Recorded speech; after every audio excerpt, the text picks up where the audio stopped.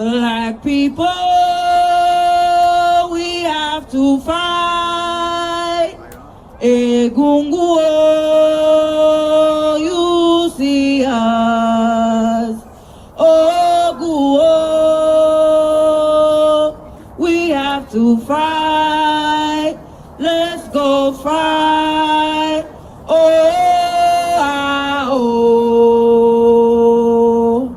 Black people, we have to fight. Dandara, you see us. Ogu, we have to fight. Let's go fight.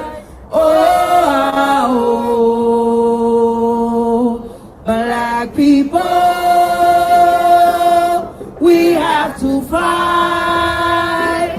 Makandalo, you see us. Ogu, we have to fight. Let's go fight. Black people, we have to fight. Nana John, Henry Clark, you see us. We have to fight. Let's go fight. Black people, we have to fight. Yasantewa, you see us. We have to fight. Let's go fight. Black people, we have to fight. Marcus Garvey, you see us. We have to fight. Let's go fight.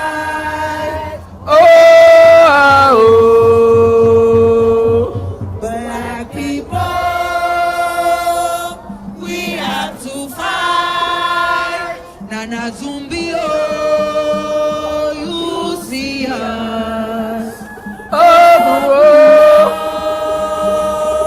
We have to fight. Let's go fight. Black people, we have to fight.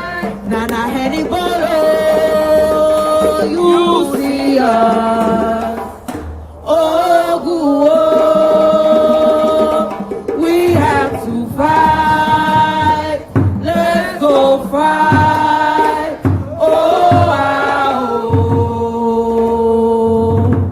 Black people,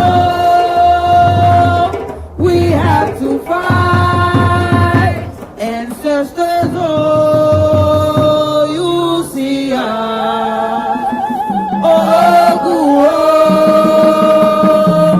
We have to fight. Let's go fight.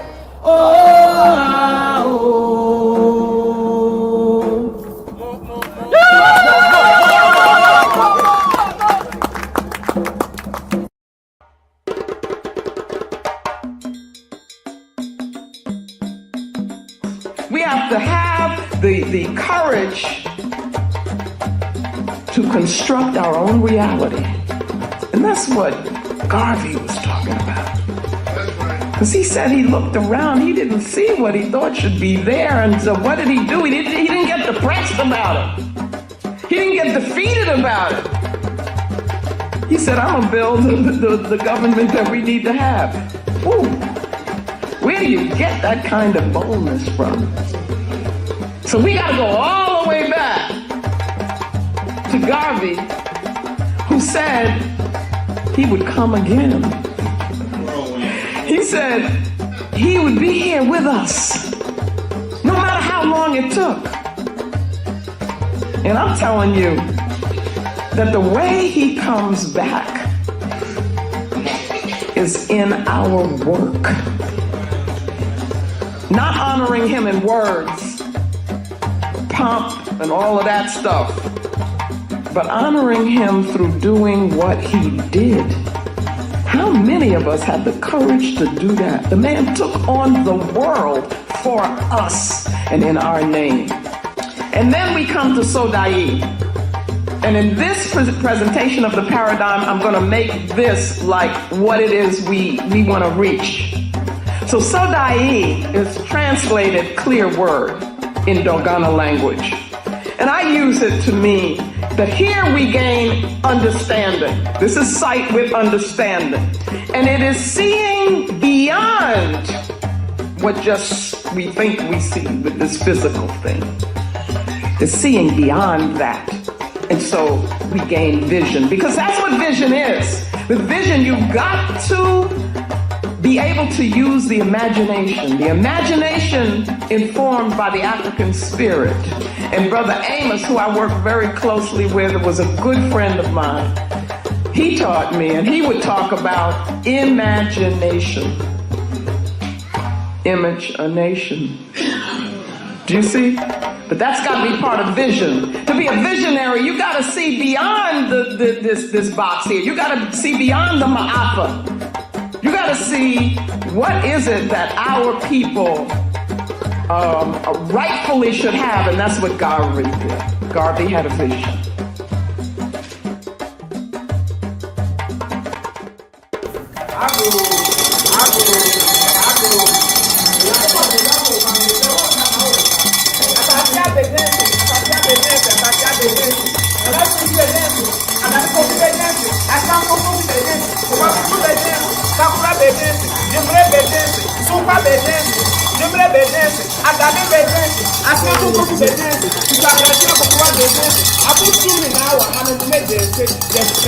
All of the Abosu, all of the Orisha, all of the Loa, all of the good spirits that would be happening to the people of family. Nana Papa Bedesi, Papalepa Bedesi, Gansule Bedesi, Kapu Bedesi, Papalepa Bedesi, Ogu Bedesi, Patiki Bedesi, Balogo Bedesi, Oguka, Ogukwa Bedesi, Jindoko Bedesi, Eglikweda Bedesi, Oya Bedesi, Oshun Bedesi, Ogun Bedesi, Eyemoja Bedesi, Olokun Bedesi, Ogula Bedesi, Akwesi Mrosa Bedesi, Abusumo Etiti, Nanampo, Bedesi, Abusumo Benku, Nelipa, Bedesi, all the Abusum that in the north, the south, right and left, Bedesi, Yaslamu, Semitra Papa, Metamuni, Nanano Patamuni, Namumra, Nanano Pato, one of you, I call all of you, Bedesi, come and see some of this, Nanano, we call all of those Bosu who have fought on behalf of African people, Nanano Patamuni, Namumra, all of those Bosu, all of those spirits who have agreed to help move African people forward, Yaslamu, Muni, Namumra. Nanano Pati, Nanano Pati, you're saying I'm Mr. Manfoni now, we talk all of our ancestors, both our family, our community, and our national ancestors. Nanano Pati, at this time, can you please call out my ancestors? Muni na Mumra, Mumra, Mumra, Mumra, Mumra, Mumra, Mumra, Mumra, Mumra, Mumra, Mumra, Mumra, Mumra, Mumra, and I did and the animal business. Bookman Bedesi, Macadam Bedesi, Desali Bedesi, Nangazumbi Bedesi, Zumbi, Boyanahanda, Winnie Mandela, Fela and Nicola Paputi. All of you should come where they say, all of you should come to see some of the dreams. Nanano Pati, yes, we call on all of those ancestors who have committed themselves to African people, all of those ancestors who have committed themselves to family building, community building, and nation building, all of those ancestors who shed their own blood on behalf of African people, all of those ancestors who committed their time, who committed their minds, their spirits, their bodies to continuing to open the way for African people to be free, to have power, to be able to safeguard our existence and continue development. If I call one of you, I call all of you. Nana no Pacho be boneni. Ayo konfo kweku bekrin. Nana no Pacho, there's nothing bad here. It is me, Okonfo kweku bekrin. You say that was a card, you say thank you for what you have done for us. Nana no, you say that was in your mobile mind. You say thank you for what you will do for us. Nana no, Islam said, and then a bad that part. We ask that today be a good day. Islam said today be a day where African people are able to come together on behalf of African people. Islam, we ask that today be a day where no alien thoughts, no alien intellect or emotion or spirit are able to come in our space. We ask that today be a day where we consecrate a space where we're able to work on behalf of African people only. We're able to work on behalf of those who have came before us, those who are here now with us, and those who will come after us. Now, I don't know. We ask that everything that happens today may go well. We ask that we will not meet anything negative on this road. Now, we ask that if there's any challenges here today, we ask that if you are not able to remove those challenges for us, if you want us to face those challenges, we ask that you give us the strength, we ask that you give us the power, the humility, the clarity, the wisdom, and all of those things that are necessary for us to be victorious in the face of all of those challenges. Now, I know, yes, some are hoarding, yes, some will seek, yes, some will tui, yes, some will answer, yes, some will be even here to the between the economy, and we have we ask you for all those things that we need to be victorious in the face of our destiny and our life as African people. Now, I don't know, you say that was that's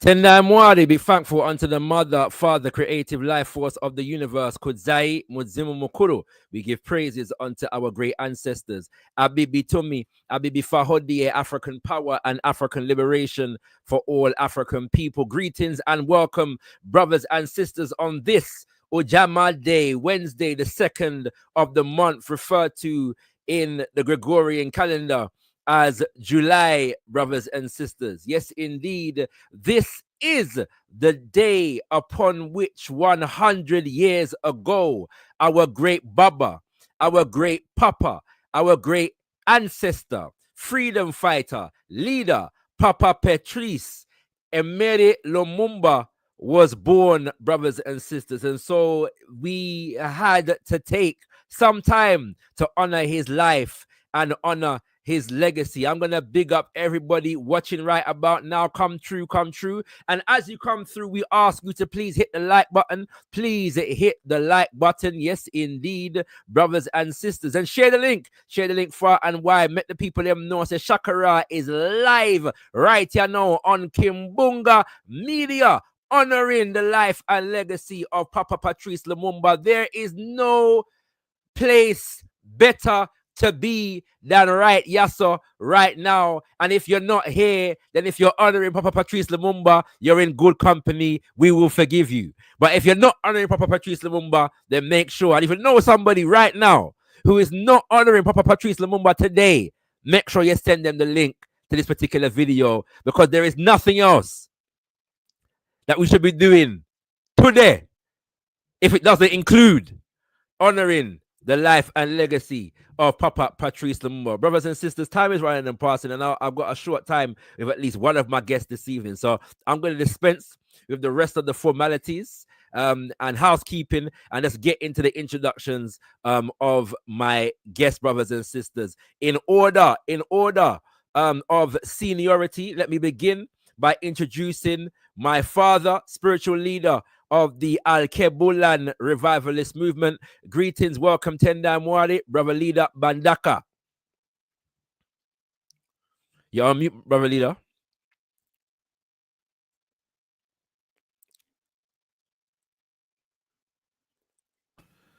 Tendai Mwari? Tendai Mwari, I can hear you now. Can you hear me? Okay then. Tendai Mwari, greetings, beloved brothers and sisters. Mwari, Mukuru Kuru, Kuzai, Muzimu Mukuru, Tendai Mwari. Give thankful unto God, give thankful unto the creator of the universe. Mwari, the creator, is the greatest above all greats. Give praises unto our ancestors We say Rumbizokunamwariye Africa, to the God of Africa, the supreme being, known by the many names according to the many tongue across the length and breadth of our motherland, to that supreme mother, father, creative force, be the glory. Tendai Mwari. Don't worry, give thanks, brother leader. Next up, the sister with so much power, so much strength, so much love in her heart for African people, brothers and sisters. She's been here before. Let me introduce you to the one and only Sister Francine Mukwaya. Greetings and welcome, Sister Mukwaya. Greeting. Thank you so much for having me today. I'm looking forward to it. Thank you. We thank you. And hi. Let me greet also Elder Bandaka. So we had an interview a couple of days ago, and yeah, it was great. So yeah, thank you so much for having me today in this significant day of one of the significant figure of African people, whether in Africa or in diaspora. Thank you so much. Thank you. Absolutely, my sister. It's our honor and our pleasure to host you. And last but by no means least, our brother Sly Mido, also known as Sly Blood Coltan of the Congolese Youth Action Platform, brothers and sisters. Greetings and welcome, brother Sly. Greetings and thank you for having me around. Happy to be here amongst you. It's happy to host you, my brother. This is not, strictly speaking, your first time on Kimbunga Media, because there's at least one video of you on Kimbunga where you spoke when we hosted our brother Kemi Seba, and you were speaking on Congo. That video is up. So brothers and sisters may have seen you before, but it's the first time that you're joining us for a live session, and it's an honor to host you, my brother. Thank you for being here. I know your time with us is short, so I'm actually going to begin with brother Sly, if I may, brother leader, sister Francine. Because our brother does have to depart at around 9 p.m. Yeah. And so you know, he's a busy man, so we have to respect his time. But for those who are not aware, Sister Mukwaya and brother Sly are in fact children of Congo. Yeah. And myself and brother leader may well be children of Congo, but through Jamaica. If you understand anything about the enslavement of African people, you know that many of us come from Congo and have Congo extraction. And in particular in Jamaica, there's a significant Congo presence, brothers and sisters, that we need to be aware of. Yeah. So technically, we're all children of Congo, but some of us more directly than others. And so, my brother, I would like to just open by asking you about the significance of this day. Yeah. And the significance of us remembering and honoring and celebrating Papa Patrice Lumumba on a day such as this. Thank you. That's a deep question. You know, it's one that calls on so much emotion, so much history, so much to live up to. I mean, it's been 100 years since we lost one of the greatest Pan-Africanists that we've ever produced, I would say. Someone who was only able to take control of our country for less than 6 months before he was killed, and yet has left such a profound impact that 65 years on, we're still commemorating his existence, these 6 months of him being in power. Not many people can say that, you know. It is someone that has become an ideal that we try to live up to. Someone that has left us the independence, be it not complete or, as others would say, sabotaged. He has left us also the duty of defending it and protecting it. Because he said in his last letter that he trusts upon the children of Congo that they will be able to protect and defend this independence that he and many others have fought for. So every time the independence comes, is a very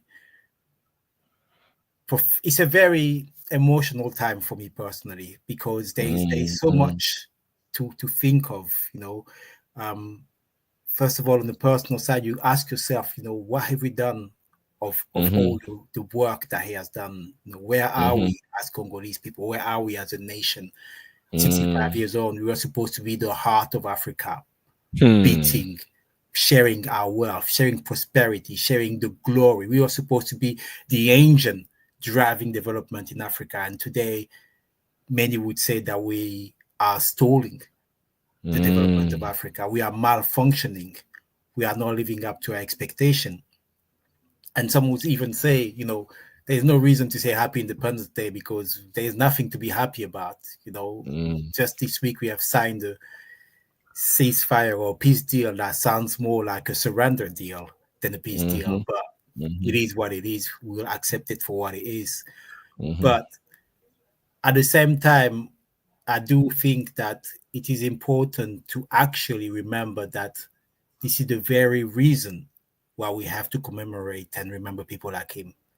It's the very reason why we have to celebrate, because he did not have a role model.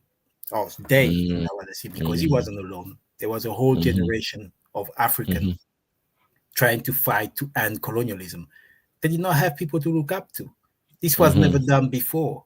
They were fighting imperialists, they were fighting superpowers, they were fighting America, the UK, France, Belgium, and every single person that was sat in that table in Berlin in 1885, dividing Africa, to say that we want to actually take control of that land that you let Belgium administer.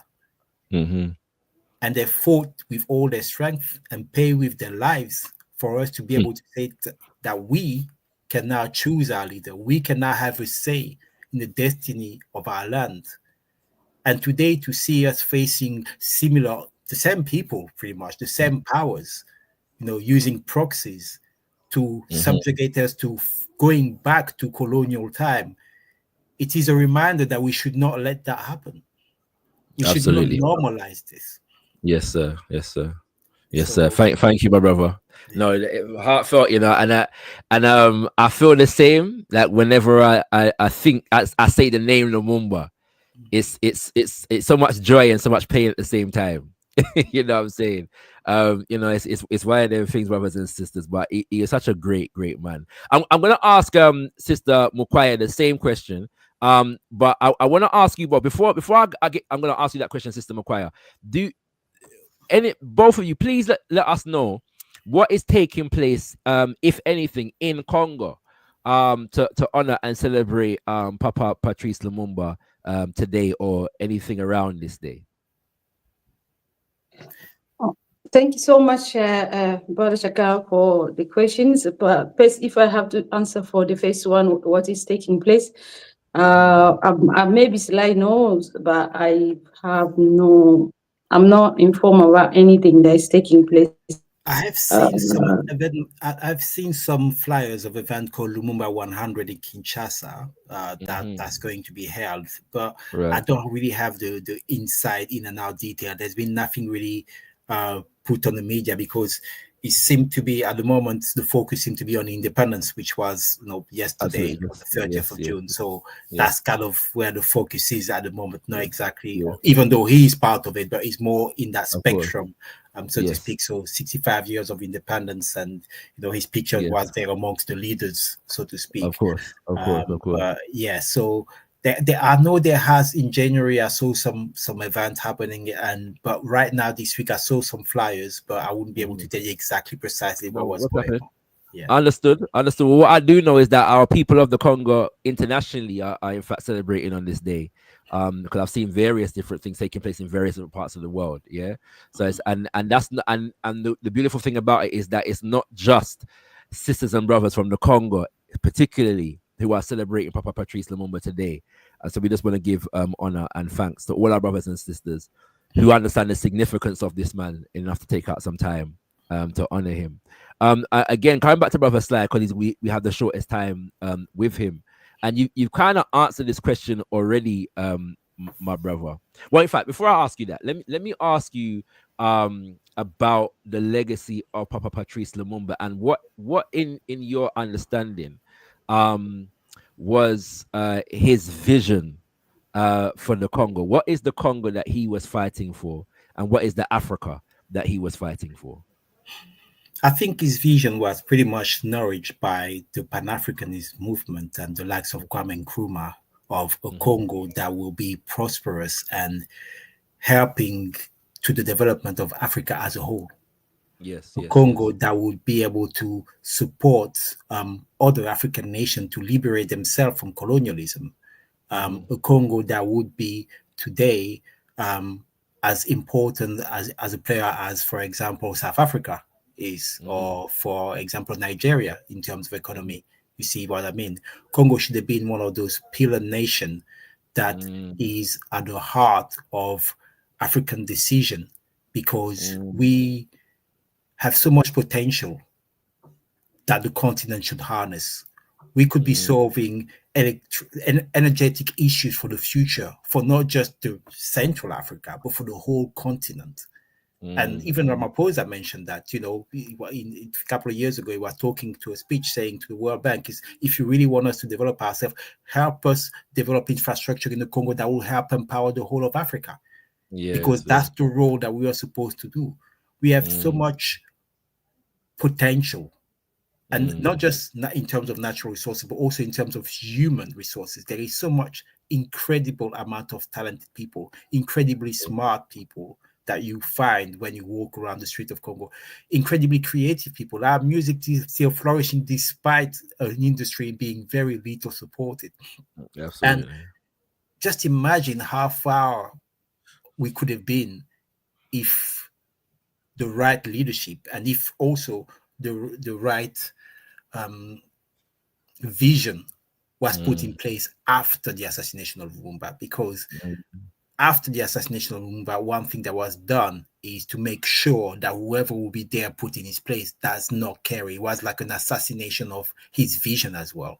That's why they also assassinated the people that were with him and arrested many, and others had to go in exile. It was a vision that they did not want Africa to see this independence, or Congo to see this independence as an opportunity to flourish or to free ourselves from the shackle of colonialism. This was the vision that Lumumba gave us. And, and I think this is what we should still aspire to. Absolutely.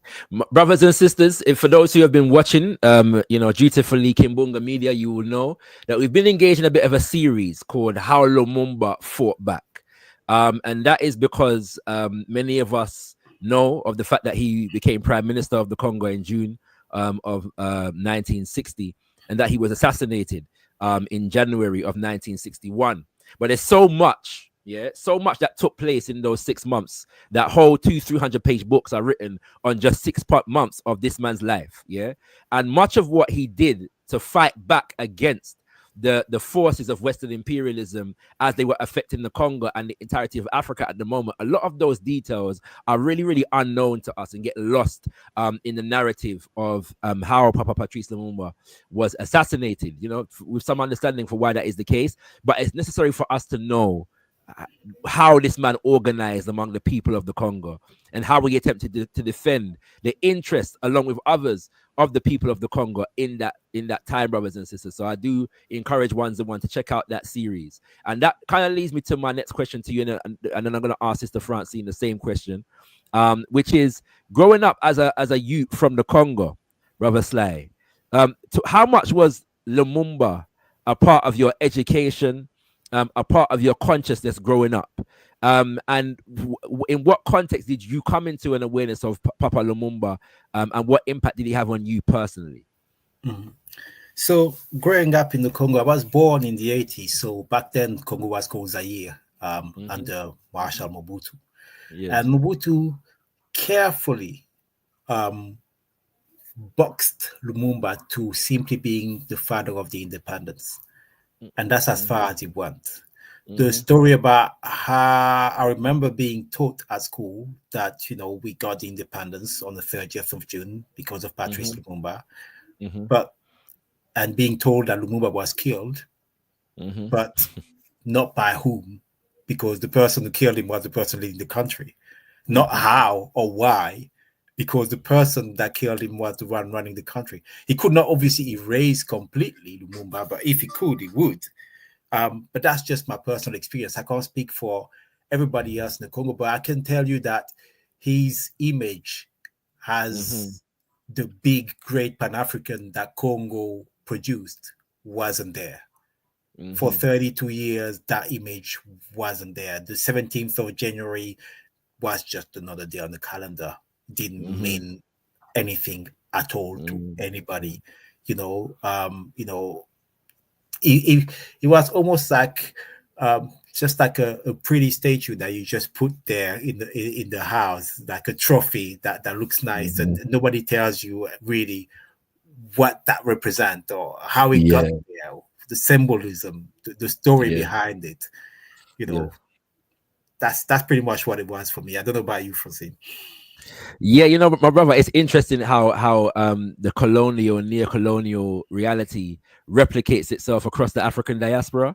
As I said, my family come from Jamaica and Antigua. My father is from Jamaica. He's here with us, and it's interesting how our first national hero is the most honorable Marcus Medai Garvey, but very few people in Jamaica learn really about the man. Growing up. Yeah, I've been to Ghana many times. And it's one of the biggest jokes that people tell, which is the fact that the first president of the country, of Ghana, of the nation of Ghana, wrote like something between 16 and 19 books, and not one of them can you find in the University of Ghana. Yeah, you know what I'm saying? Not one of them, right, can be found in the library. Yeah?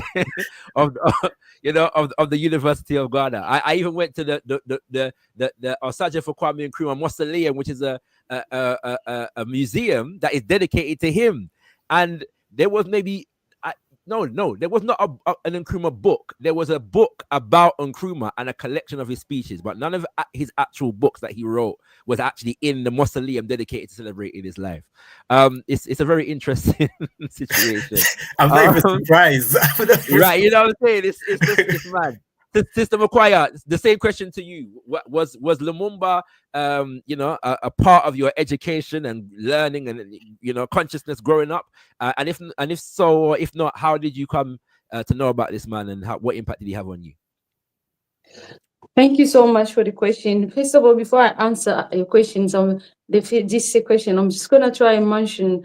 The first question has us like how Lumumba represent to people like me. For me, it represents a symbol of struggle, symbol of resistance, symbol of never to give up no matter what, specifically if you believe in something, not just fighting for Africa or countries, even for the daily, every daily activities, like never to give up. So it's something like it inspired me a lot when you look at this angle. So yeah, it's a symbol of resistance. If someone who's really want justice, someone who want equality, in someone who believe in eradicating this sort of any form of discrimination, should be look up to Lumumba, because Lumumba, when you look at the history during that time, my father used to tell us that how he managed to kind of bring the party he belongs. He brought a lot of people from different part of the Congo. And then when you look at even the people who accompany him, after his assassination, you will notice that his follower, they close to him, like the Mulele, all of them, they come from different part of Congo. They were fighting after his assassination, just to prove how he was a man of not just for people. He was someone that had a personality of unity. He didn't wanna. It wasn't someone who can kind of like, it's me on the top of everyone. No, even though he had that in him, but he was a humble person for me, and brave for me. Is something as an activist we need to learn from him in terms of being brave. Yeah, and while you are fighting, you know that they always in a group a little bit of division, but he managed to bring people together, which is something I really kind of learn every day. I put in practice every day in terms of my activism career. And if second question, I would say is while growing up, I remember I was born in the city Kikwit. It's not far from the capital city in the western part of Congo. And I remember we used to celebrate the June the 30th as Independence Day, as I said. and Mobutu made Lumumba evil. So we knew about him, but it wasn't like the day of assassination why people don't have to talk about it. That because I get it, as Salaj, I don't want to repeat what Salaj said, but I get it. I mean, long time I come from the family where my dad was a bit like a kind of aware and stuff like that, and he used to kind of a bit of challenging people because you used to be in a priest. So there was something like he used to explain to us about we right, and then we knew about me personally. We knew who killed him and stuff like that, but we won't because we were 32 years of dictatorship. You won't my dad would tell us, but you also say it. You will state it. Don't say it outside because we're gonna get arrested. So you are aware of that. There's a limit to not to say something about specifically about the assassinations, but me personally, I knew about it because of the family I came from and the region I come from, because the region I was born, because Mulele is that part. So people, those part challenged Lumumba a lot. So they challenged Mobutu a little bit. So that kind of a bit of there's these funny things people used to say. Mobutu didn't want to develop that part of the country because they used to challenge him. So that's what I can say about him. And but if I was another thing I would say, although Mobutu didn't quite follow, obviously he played part in assassination of Lumumba, but there's one thing he did, he copied from Lumumba because he was like a Lumumba follower as well. So that thing was the unity. If they ask me one positive side of Mobutu, that's a slide knows what we used to sing, Papa Bomoko, Mama Bomoko, like one father, one mother. That's Lumumba's vision. That's the only things practically he copied, and that's the things that's made us survive balkanization, division of Congo, because Lumumba had that vision. In fact, he's the first person who used the word of balkanization, like the division of Congo. They have a plan to split our country. So he copied that, and then he imposed it in everywhere in school and put it like he's the one who did. He's the one who came with that. But today, I mean, long time we probably believed it, isn't it, Sly? But now we kind of realize, no, it was Lumumba's vision. You know, if Congo is still, we are still in togetherness. Like, I mean, what I mean, Congo still exists in the form it is, maybe because of that vision, I would say. Thank you so much. No problems, my sister. Brother Leader, I'm going to ask you a similar question, and I'm going to come back to Brother Sly. But the question in terms of how your consciousness was raised in relation to a knowledge of Lumumba.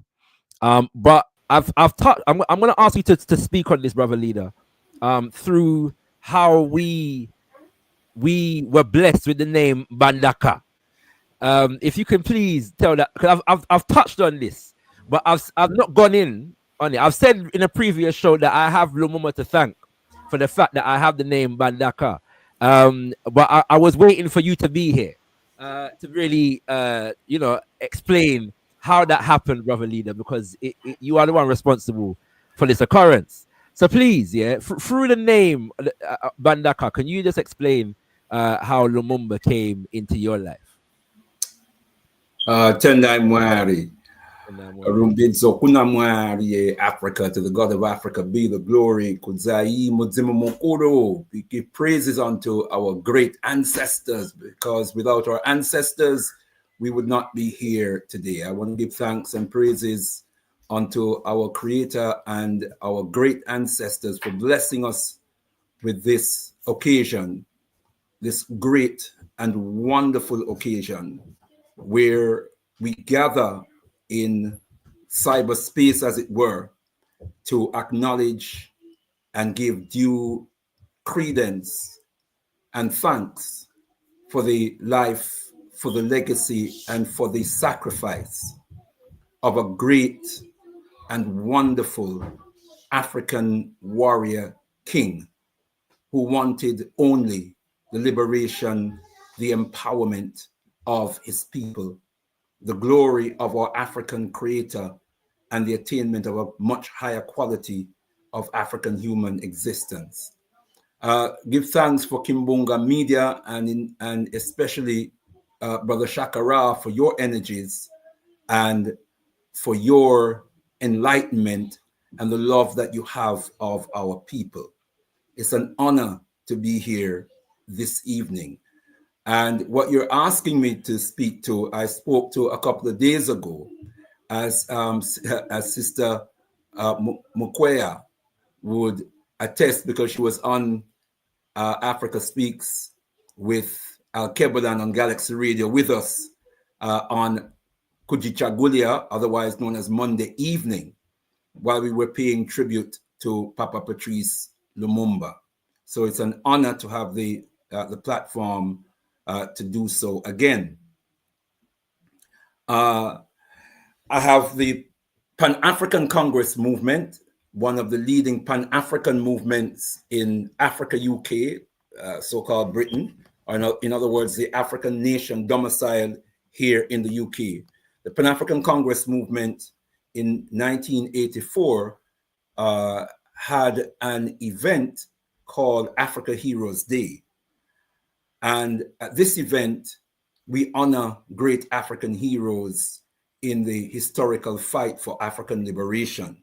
Patrice Lumumba was one such great African hero who was on the list. And I was the young man from the community who was tasked to do a research, draft a paper, and do a presentation on the life of Patrice Lumumba at this event. In the process of studying, and I was given about 3 books. We didn't have internet and Facebook and all that kind of, all those technological wonders that we take for granted these days. They did not exist in those days. So it was just, books. And I did the research, got well into it. I had heard the name Lumumba before. Even in Jamaica, I heard the name Lumumba. My uncle Sid, your granduncle who passed away in 2003, Brother Shakara, had a sufficient level of consciousness, so much so that he had names like Lumumba on his tongue. Not that he had a tremendous amount of information to pass on, but names like Lumumba and Nkrumah were names I heard from my uncle, my mother's brother, my maternal uncle. But as I said, not much information. So when I came on Liberation Road, yes, I heard the name Patrice Lumumba more and more. And at this event in 1984, I was given the opportunity to study the life of Papa Patrice Lumumba and the legacy of Papa Patrice Lumumba. That was a tremendous eye-opener for me. It was an emotionally harrowing process. Because to study Papa Patrice Lumumba is first and foremost to grow in love with his human spirit and integrity. You come to realize that this was a man of high integrity. This was a man of what Papa Garvey would call sterling character.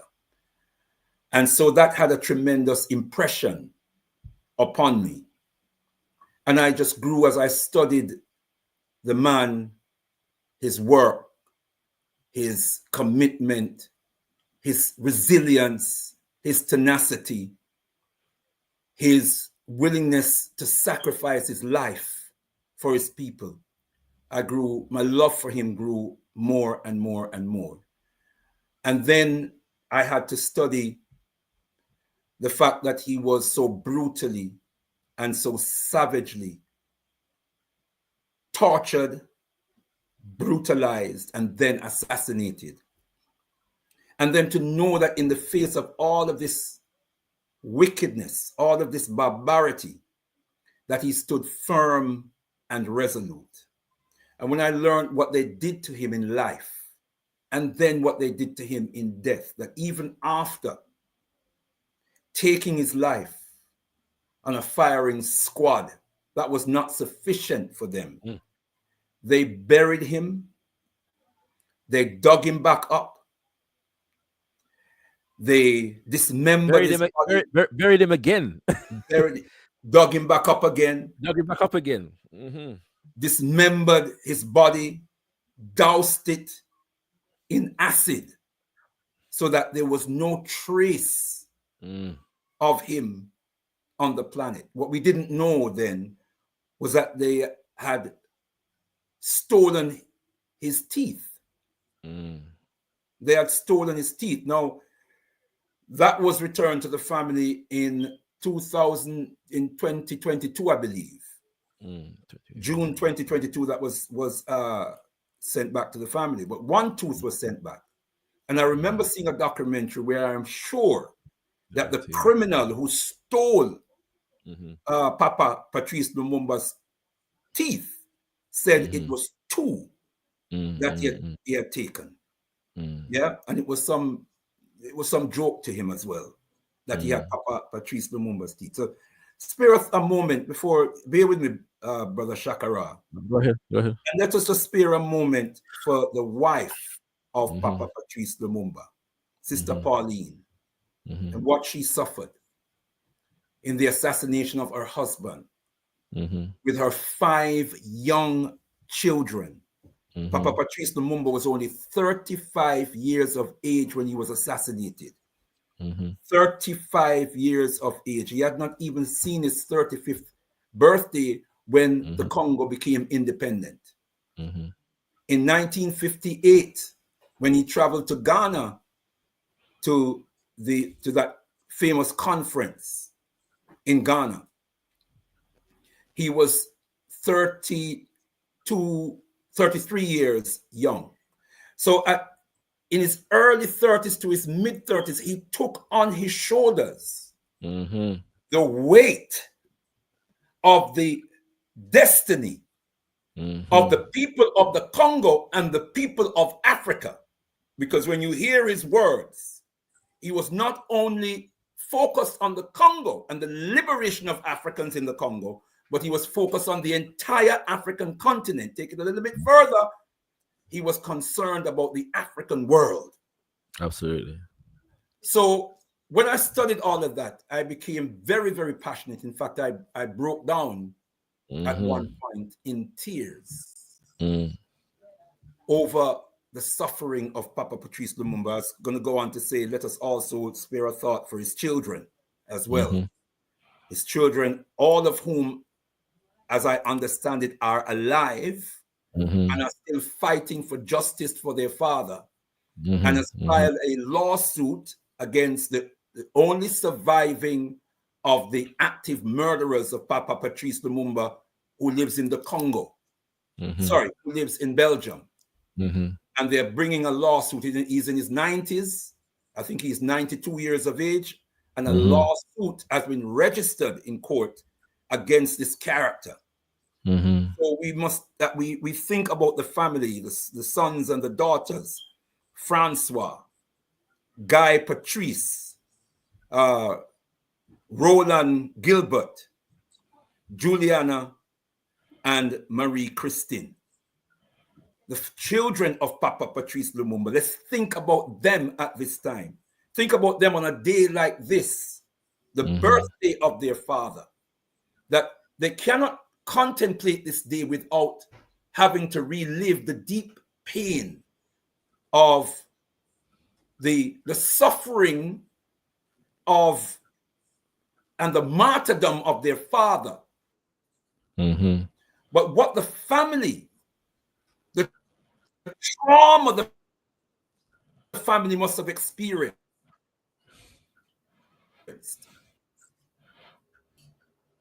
after receiving the news,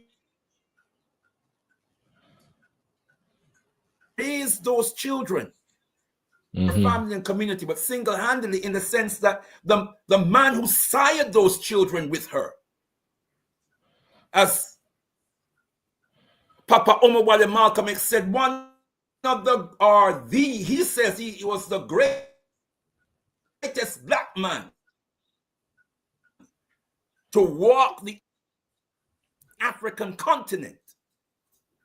This is the man who was the father of those 5 children and who was taken away from them in their formative years on a day like this and extend to them our love,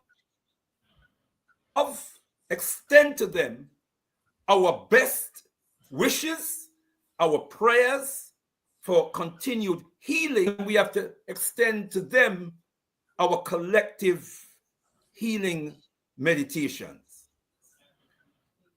So it was in that process of studying, growing in love with Papa Patrice Lumumba,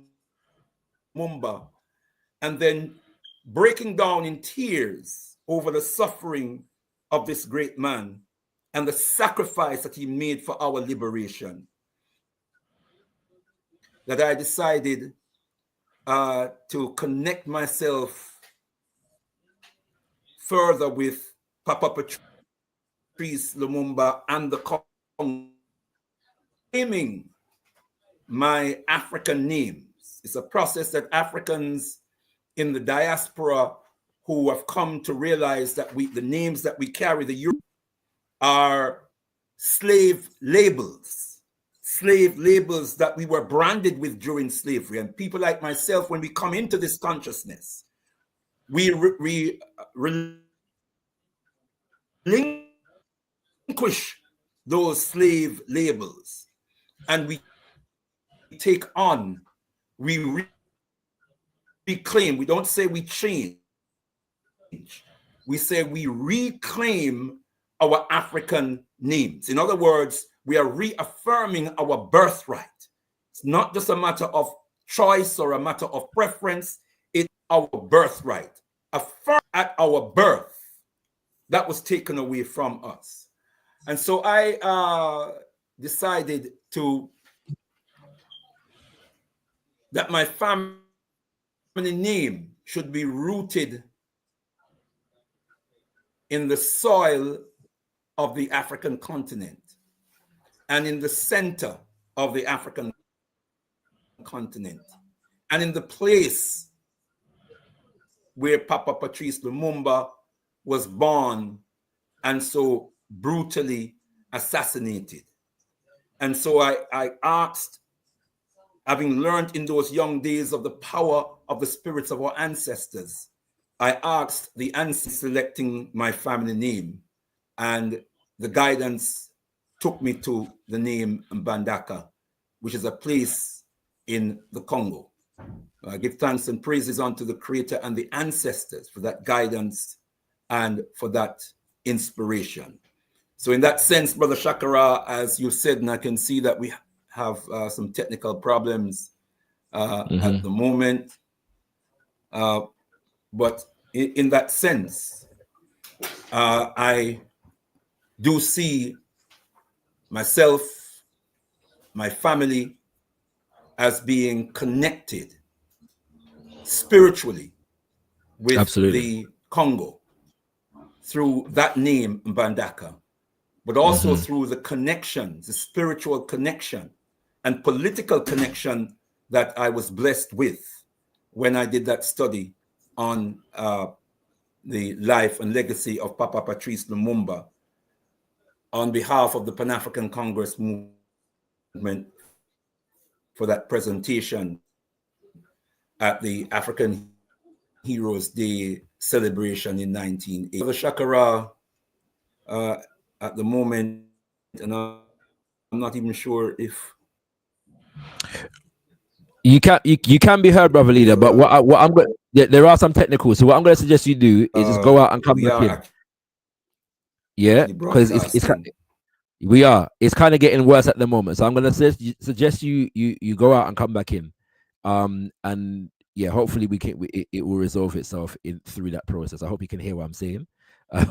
But yes, brothers and sisters, Brother Sly, I know you need to go, and Sister Francine, I'm gonna come to you in a second for an explanation of the significance of Mbandaka.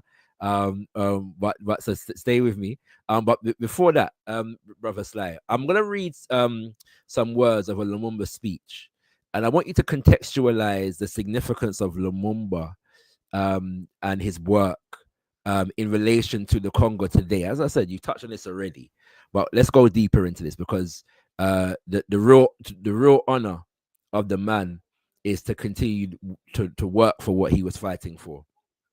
And I think some of that is at least is explained in this speech, which was delivered at what is referred to as the Leopoldville Conference, which took place in the month of August of 1960. And Papa Lumumba was attempting to contribute to the Pan-African vision, and among other things, develop a viable African economy, viable African military command, and so on and so forth. Yeah. And he says these words to the delegates at this conference. He says, "You know the origin of what is today called the Congolese crisis, which is actually only a continuation of the struggle between the forces of pressure and the forces of liberation.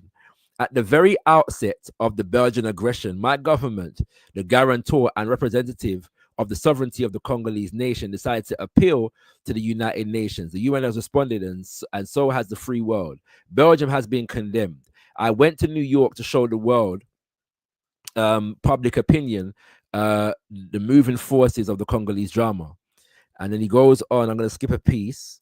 All of them, he spoke about all of the different African leaders that he spoke to. He said all of them fighting for African unity have said no to the strangulation of Africa. All of them immediately realized that the attempts of the imperialists to restore their rule threaten not only the independence of the Congo, but also the existence of all the African independent states. They all realized that if the Congo perishes, the whole of Africa will be plunged into the gloom of defeat and bondage. I'll read that part again. They all realized that if the Congo perishes, the whole of Africa will be plunged into the gloom of defeat and bondage.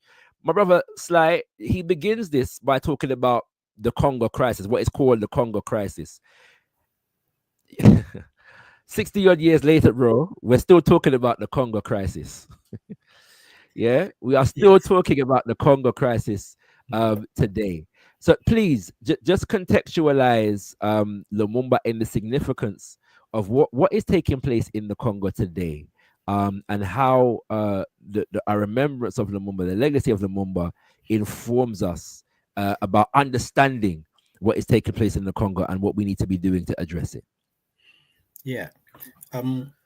What is taking place today is the same thing that's taken part during colonial time under King Leopold, where it's the same thing that's taken part after Lumumba took power and the Belgians were trying to oust him with the help of America and the UK and many other governments, where the Congo is a very wealthy nation in terms of natural resources. And it has some of the most strategic minerals that the world needs, or some of the most important resources. To put that into context, if I may. No, it's a very short time, but I'm going to try to put that in context. When you think about the big chapter of human history or economy, such as, for example, the automobile boom, you often think maybe of Fords and the United States and so forth, but you don't realize that the tires of those cars, the biggest producer of rubber in the world was the DR Congo. That's right. That's what King Leopold made his fortune on. When you think about World War II and America affirming its stance as hegemony of this world, a superpower, through bombing innocent civilians in Hiroshima and Nagasaki, you don't think about the fact that that uranium did not come from Mississippi or Alabama. It did not come from Belgium or Germany. It came from the DR Congo. When you think about today, the internet and the dot-com boom, and and you think about the Tesla and the green car and the green revolution, you also think about, you may be thinking about America once again, you may be thinking about Europe once again, or Japan or China, but you don't realize that the biggest producer of copper that is needed for Tesla to power his battery of his car is Congo. You don't realize that for America to assert its dominance today as a military power with guided drone and missile, they need coltan, and the number one producer, the largest world reserve with over 90%, again, is Congo. So we're not talking about just mundane resources. We're talking about the very resources that makes empire what they are, that drive the economy, that drive the military, that drive their dominance over the world. And to ensure that this access to this mineral exists, they are willing to do anything. When Lumumba took power, they funded a rebellion in the Katanga region, which is where they delivered him to be killed. Yes. By trying to divide Congo, they said, if we cannot have the whole of it in our control, then we should break it. We will divide it. We will send our troops, our money, our guns to make sure that they can't have it all. And that's what is happening today, except that instead of using Belgian troops or Irish or British troops or whoever they sent back in those days, now they're using proxy. They're using African troops from the armies of Rwanda, the armies of Uganda, that are there to do the bidding of the West, pillaging, killing, and being middlemen so that the West, once again, can gain access to all of its wealth, to all of its minerals. That is the current Congo crisis. And it is a crisis that is often portrayed as an African crisis, as a black on white crisis, or as a ethnic conflict. That's a word that they love. I've always said there is no such thing as ethnic conflict in Africa. Every time you hear that word, ethnic conflict, that's code for we don't want you to know the real reason of what is happening, or we don't really know what is really happening, so that's why we prefer to call it that way, or we don't want you to know that at some point down the line there's a Western country that has a vested interest in this conflict. Because when Russia attacks Ukraine and say that I'm here to protect Russian-speaking Ukrainian, nobody's talking about ethnic tension. Nobody is talking about ethnic tension between Russian-speaking Ukrainian being persecuted. There's no tribal war in Europe, bro. There's no tribal war in Europe. There's no tribal war in Europe. When Catalan decide that they want to separate themselves from Spain, nobody is talking about tribal conflict or ethnic tension, because they all understand that it's not the right term. But you take that same thing and you put it in Africa, where Rwanda said, I'm there because I want to protect Rwandan-speaking Congolese citizen, then it's an ethnic conflict. You understand? Yes. So we need to get out of our mind. There is no such thing as an ethnic conflict in Africa. Show me an ethnic conflict, and I will tell you that is a conflict where the West has a vested interest in you not knowing the truth. That's right. So that is what is happening at the moment, and we know that. We as Congolese know that, and that's part of the reason why we decided to, it's a bit of a side question, but we started while starting my activism, we decided to challenge that narrative of the ethnic conflict when talking about the crisis in the Congo. We created the General Cause campaign because we wanted I want to give you some time to talk about that. I know you got to go. I don't know if you have time for one more question. One more question. All right. And I'm gonna get Sister Francine to touch in on this as well. But I think it might be helpful on that point, because I was going to talk about to ask you about this. One of the things that Papa Lumumba is known for is that his party, Movement National du Congolais, the MNC, was across so-called tribal lines. Whereas a lot of the other different parties represented a particular, what we call micronation or people group. And so just give our viewers an understanding of what that means in the context of Congo. And it might be a difficult one because I know there's so many people groups in the Congo.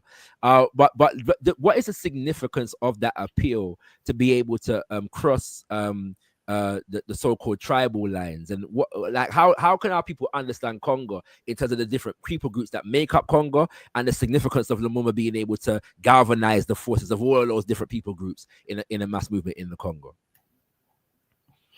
Is that for Brother Francine? For Francine to answer? No, that's for you before you go, Okay. and then from Makwai when you go. But at the end of your answer, feel free to plug Genocost and the Congolese Action Youth platform.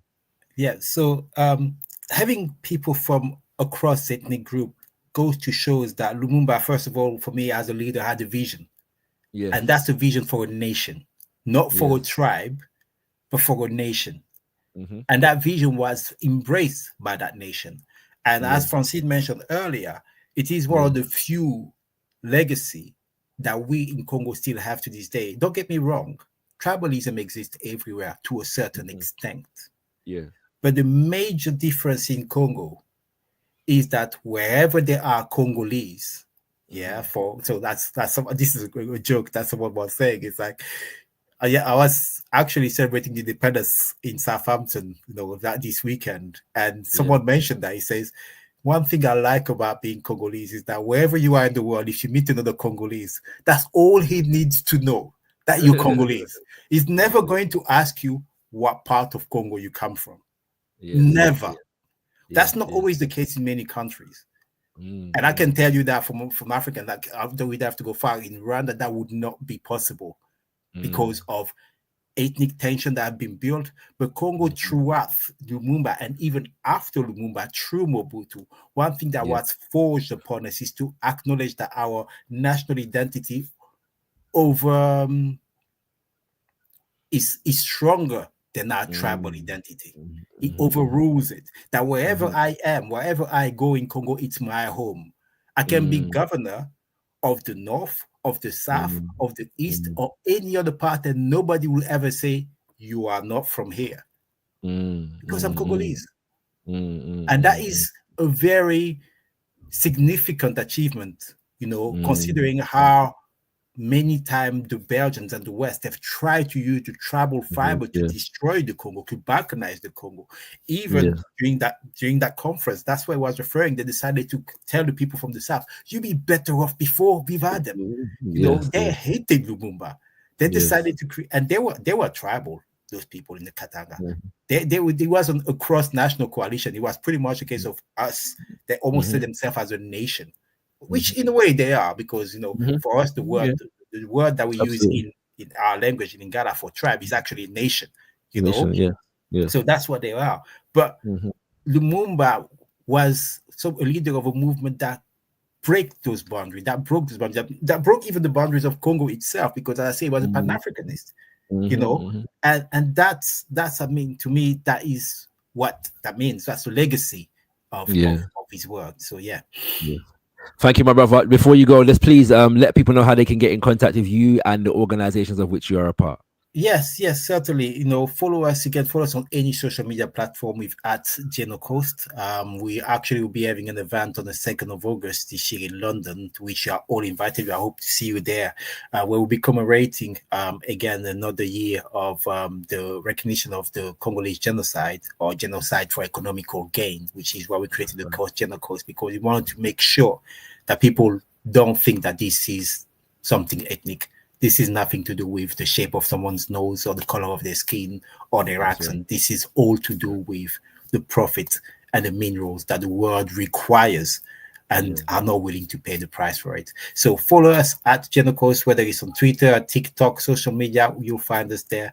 And I look forward to seeing you again, Brother Shakara. Most definitely, my brother. Your first time, but not your last time here live with us on Kimbunga Media. Thank you, my brother, for all the work that you do. And thank you for giving us the time that you were able to give us this evening. We appreciate you. Thank you very much. And thank you, Francine, for coming. And I hope to see you soon again. Yes, Matondo. All right. All right, thank brothers you. and sisters. Thank you. That was Brother Sly, brothers and sisters. Yes, indeed. You will have seen Brother Sly translating for us all throughout our Kemi Seba event a couple years ago. Expert translator and an organizer in our community. So we give thanks to our Brother Sly. My sister, I'm going to open the floor for you to answer any of those questions. So one of them was about the significance of Lumumba's words in his speech at the Leopoldville conference. And brothers and sisters, for those who may not know, Leopoldville was then what today is called Kinshasa. which is the capital city of the Democratic Republic of the Congo. And also in terms of the significance of Lumumba's appeal crossing so-called tribal lines in the Congo. And in the context of that, if you could give our brothers and sisters an understanding of the makeup of the Congo in terms of the different people groups and their relationships to each other and their relationships to Papa Lumumba, if possible. Thank you so much, Brother Shaka.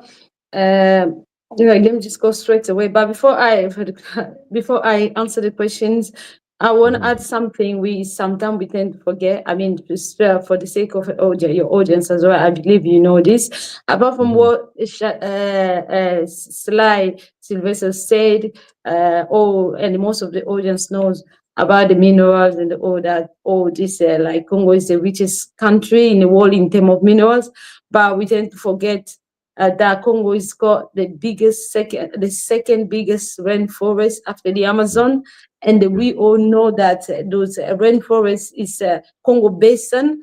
It's really important. It's linked to, I would say, linked to global climate stability. So it's a lung of the world. And then we also are aware that Amazon is burning, but Congo forests are still practically intact, but obviously we still have to fight to protect it.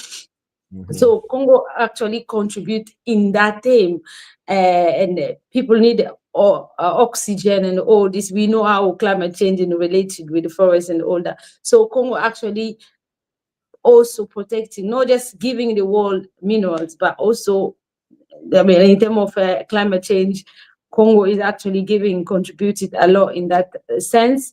And the second biggest country in Africa, and with 9 neighbors, is so important for Congo to kind of be free, for all Africa to be free, and not just in Africa, but also in Africa in diaspora. And I'll also add something else, is Congo River, which has capacity to Inga Dam. If we can get a proper investor, that someone who's not going to take advantage of Congolese people or African people in general. So that to Inga Dam that can actually light entire Africa.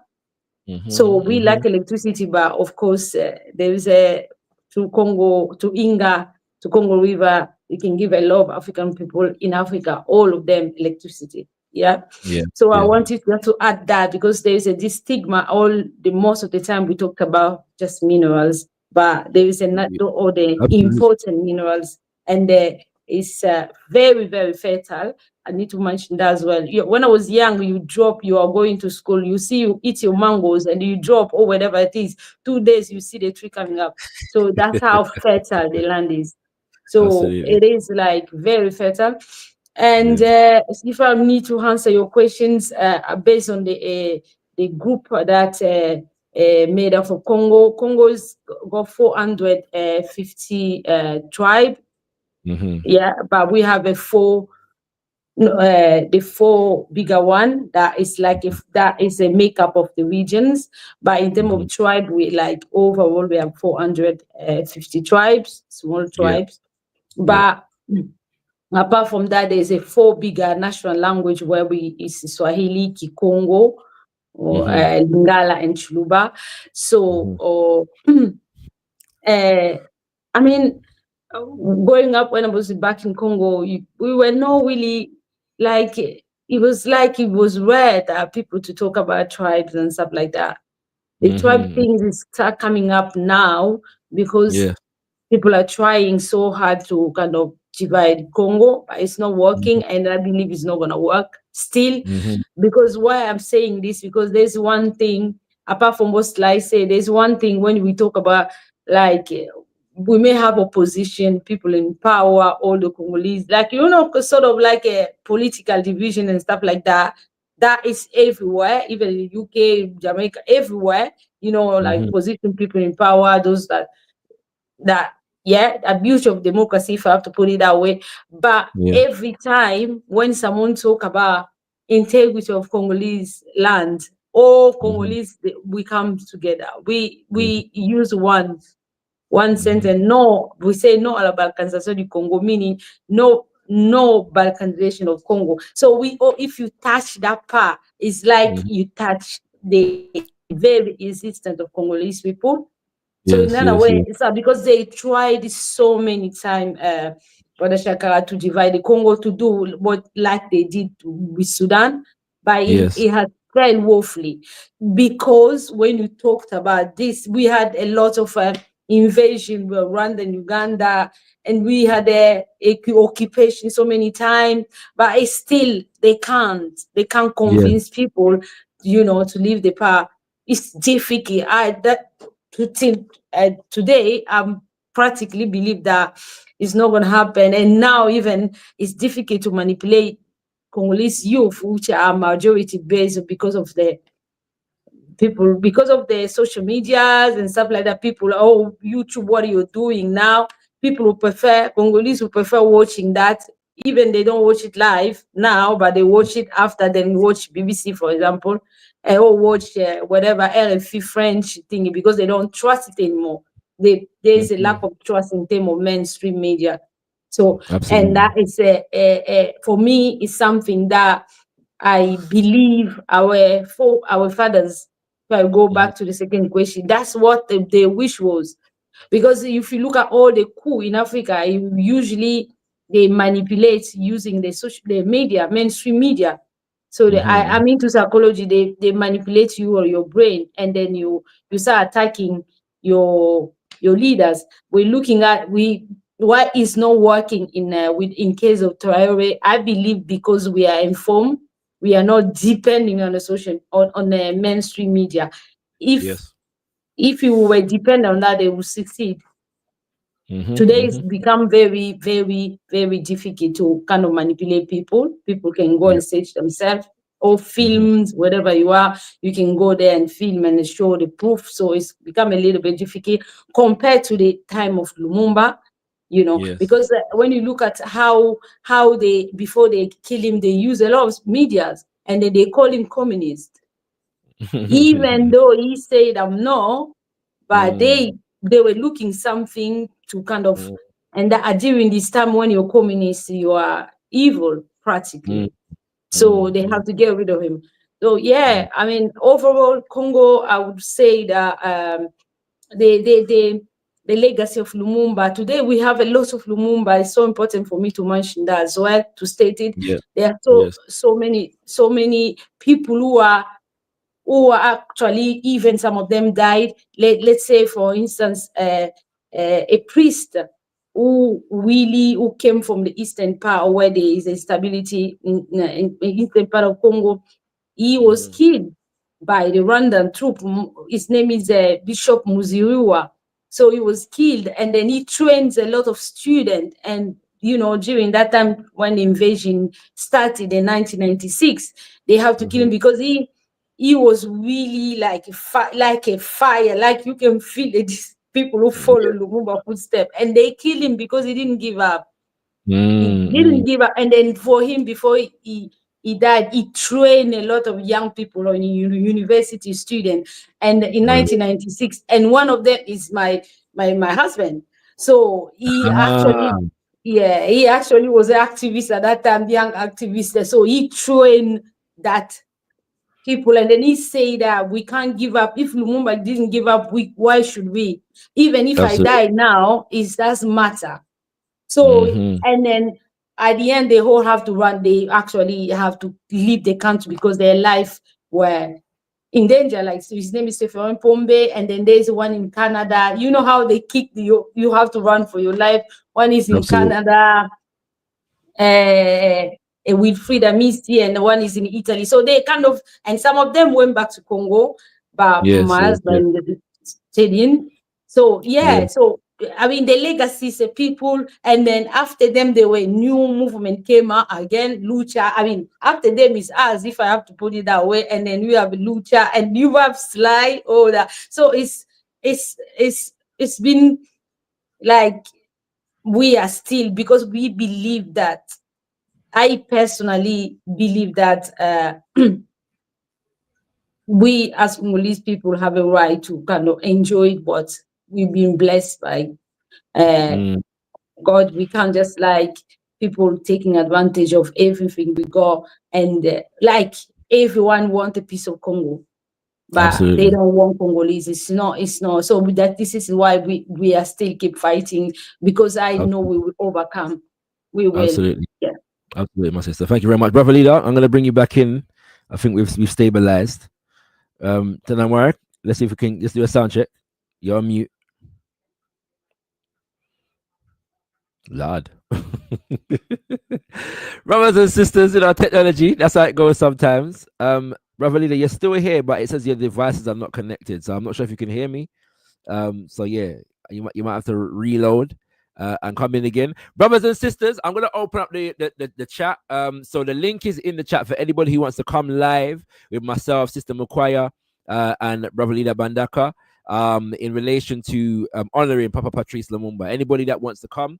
And I'm sure if you are only French speaking, because I'm sure there's somebody watching that really doesn't feel confident speaking English, I'm sure Sister Mukwaya will translate for you. So feel free, even if you want to speak in French, to click the link that's in the chat right now. If you want to come through and speak and honor Papa Lumumba on this day, the day of his 100th birthday, we are inviting you to do so, brothers and sisters. We are inviting you to do so. Whilst brother leader is sorting out his device, sister, let me just invite you to give the explanation of the name Bandaka as well. And by the way, on the subject of language, one of the factors, one of the things that people often don't know about Papa Lumumba is that he spoke a number of different languages. So as well as his native, because he's from the Tetela people group of the Congo. So he spoke the language. The language is just called Tetela, right? Yeah, the language is Tetela, but do you want me to come in? Do you want me to explain? Yeah. I was going to say he also spoke Lingala, he also spoke Kiswahili, he also spoke Chiluba, and he also spoke French. So yeah, I was wanted to point out, and a lot of those he didn't speak at birth. It was his traveling throughout the country at different points in his life that he learned to speak a lot of these different languages. And so he popularized the term, for example, Uhuru, the term was Uhuru, which is Kiswahili, was popularized in the Congo, partly because of its Kiswahili, and that word was popularized by the Kenya London Freedom Army, the Mau Mau in Kenya, as a liberation chant. And so I'm just explaining some of the connections here. That Pan-African connection was always there among our people. But what did you want to explain, my sister? Go ahead. Oh, I would just say, yeah, it's a Tetela, but its name, its origin, like he's come from central part of Congo, which is Kasai region, and that's where he was born. And but the tribe is Tetela. The thing is about his tribe is they like historically the tribe come from the northern part of Congo. Do you know where a lot of during King Leopold II, that region in the north where the Congo forest is, the biggest part where Congo forest is. So their ancestors come from there. They call them Anamongo. So, and then after, long time before even slavery, you know how you used to be after when you have a children, and after that one can go to another part in a search of in a search of a better life, like that, long time before even slavery. So this is why you can see the Anamongo people in the central part of Congo. They call them Tetela. You can see them in Kisangani where he started his movement. They are there. You can see them. You can see them in the north practically. You can see them where I was born in the west as well. So you can see them practically everywhere, but they all they call them the Anamongo family. So this is the thingy. And when he went to the eastern part, he actually met those tribes there, the Anamongo tribe there. So he kind of was familiar to, because it's a tribe that you can see them, the Anamongo, you can see them kind of almost everywhere in Congo. No, not almost everywhere, but you can see them in the east, the Kusu, like in the east. You can see them in Kasangani. You can see them in the north, you yeah. can see them in the west, you can see them in the central. This is why it was like, and then come back to your Mbandaka. I was telling Elder Mbandaka 2 days ago about this in the name. The name is a Mongo, the Anamongo, the tribe of Lumumba, practically in Kimongo. It means like a house. I mean, a place. I don't know, but you know what I mean. A place of men, like a house. So, and then I was trying to explain to him according to explanation of Anamongo. I mean, the Kimongo, and the Mbandaka is a city in the north as well. Is a city in the north. Yeah, that's what I can. I don't know if you can confirm this or not, because you've explained what it means in Mongo, but I've heard that Bandaka is also a word in Kikongo. I don't know if you can confirm that or not. Somebody, I met a Kikongo speaker who said that to me. Yeah, I'm Kikongo speaker. I mean, Mbanda is mean like I don't know. I don't know. I don't know Kikongo later, but in a street Kikongo. Yes. In a street Kikongo, like like the slang. Where Mbanda could be like a rival, like another Mbandalangai is that even in Lingala, I mean like it's like, oh God, how can I say? It's like your first wife and then you have a second wife. Okay. Yeah, but must be. I need to check. My sister is the one who speaks a proper classic Congo. He must know the significance. But me, I just know that one. Banda mean, you know, like your. Yes. Brothers and sisters, a bit of a musical note. Our sister mentioned the Mongo people. One of my favorite artists from Congo is a Mongo sister. And the Mongo, she sings in Mongo as well. Her name is Iyenga. Yeah, her name is Iyenga. She's a beautiful, beautiful singer. And you get a feel for the Mongo language when you listen to her. We've got a guest coming through, and so I'm going to bring him through at the moment. And greetings to Zizwe Chiguka. Greetings, my brother. Oh, who is a member of the All African People's Revolutionary Party and the PAIGC, which is the organization of our ancestor, Baba Amilcar Cabral. Greetings, my brother. And if I'm not mistaken, you recently featured on Black Liberation Media. You did? Okay. Thank you, my elder brother. Greetings and welcome. Thank you for being here. We appreciate you. I'm yet to finish watching that show. I've only caught like a minute of it, but I'll get to watch it. If not today, tomorrow. But thank you for joining us, my elder brother. What's your contribution for our show today? Thank you. Praises and thanks to you and your guest and Kimbunga Media. We're having some technical difficulties because I hear two voices. One is delayed, and I don't know if it's because of me or what. I'm not sure, my brother. And our other guest, my father, is having some technicals as well. So it seems like, it seems like the CIA is at work. And at the same time, what we can suggest is if you go out and come back in, sometimes that just resolves all issues. So if you do that for me, and we'll see you in 30 seconds. Yeah. So just leave the studio, come back straight away, or just refresh the page. Yeah, and okay, it will I'll refresh do that. it. All right, thank you very much, Elder. Okay, thank you. Much appreciated. Yes, brothers and sisters. Yeah. So as I said, the link is in the chat. And so if you want to come through and share some love for Papa Patrice Lumumba, you can feel free to do so. I'm going to hopefully bring forward Brother Leader again. He's back. We're just dealing with some technicals here, brothers and sisters. Oh, he's gone again. So yeah, it is what it is. It is what it is. You know what I mean? It is what it is. But yes, brothers and sisters, it's very important for us to be right here, right now, honoring the life and legacy of Papa Patrice Lumumba. And Sister Mukwaya, like the significance of this man is so so. One second, sorry. Let me try and prioritize the guests. So the audience who's coming through. So I'll come back to that question. We'll get back to our elder brother. Sizwe.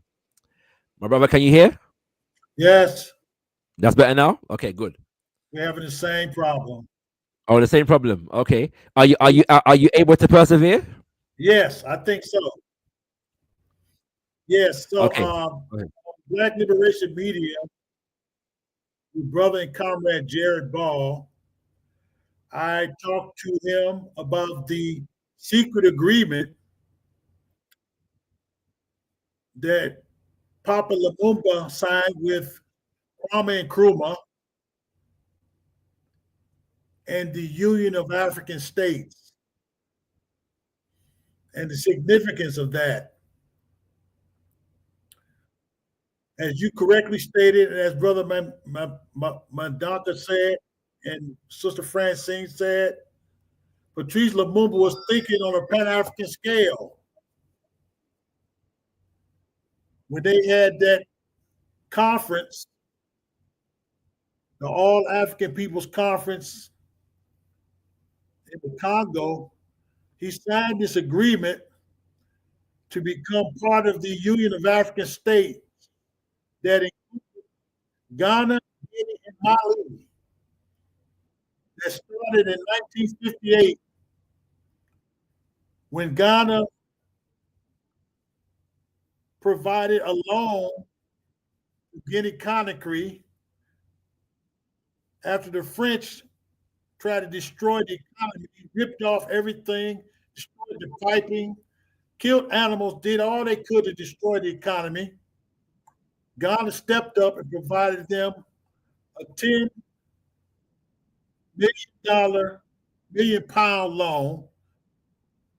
And then Mali became independent. They stepped up and provided them a $14 million loan.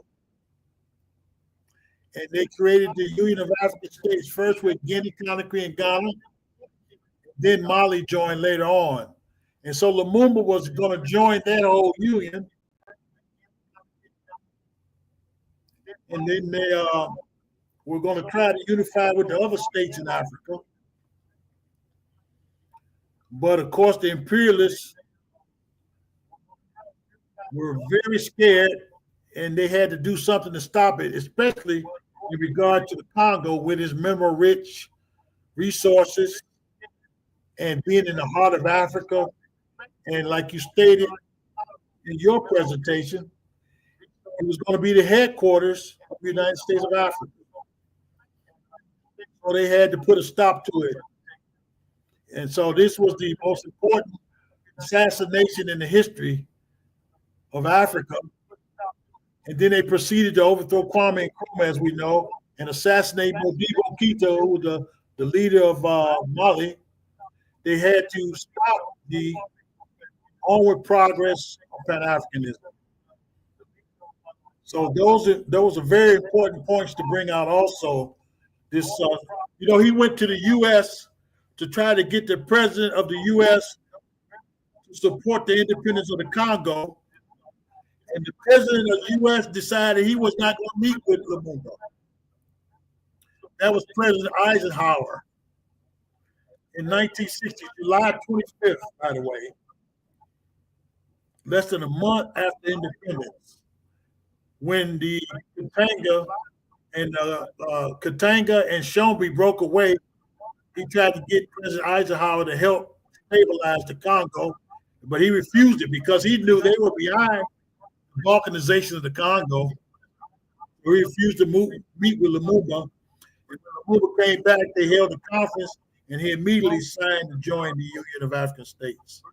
So those are very important historical points we talked about on the Black Liberation Media platform. My brother, just to connect some dots as well based upon your contribution. It's an interesting one that connects these as well in terms of the neo-colonial attack on both Lumumba and Nkrumah. That one of the United Nations troops that were in the Congo were mostly made up of troops from different African nations. And the head of the Ghanaian troops in Congo that was under the auspices of the UN was one General Ankra. Yes. And General Ankra was basically working against Lumumba and against Nkrumah yes, and siding with the UN against Lumumba. And because of his good work on behalf of America, who was running the UN at that time, they identified him as a possible replacement for Nkrumah when they were moving against Nkrumah. And so it was General Ankara that was used in the Congo against Lumumba in 1960. Yes. And then 6 years later, against Nkrumah to overthrow. He led the coup that eventually overthrew Osagyefo Kwame Nkrumah in Ghana in February of 1966, brothers and sisters. Yeah, almost a year, almost to the day after Papa Omowale Malcolm X was assassinated. Sir. Yeah. Yes. So just note these connections, right? That the same puppet that was used in Congo was also used in Ghana. And that is why the vision of people like Nkrumah and Lumumba, Modibo Keita, Sekou Touré, Amilcar Cabral is so very important because they connected those dots. And had we had that unified force at that time, the forces of neocolonialism would not have been successful in Mama Africa or anywhere in the black world. My brother, I'll give you a final comment if you have one.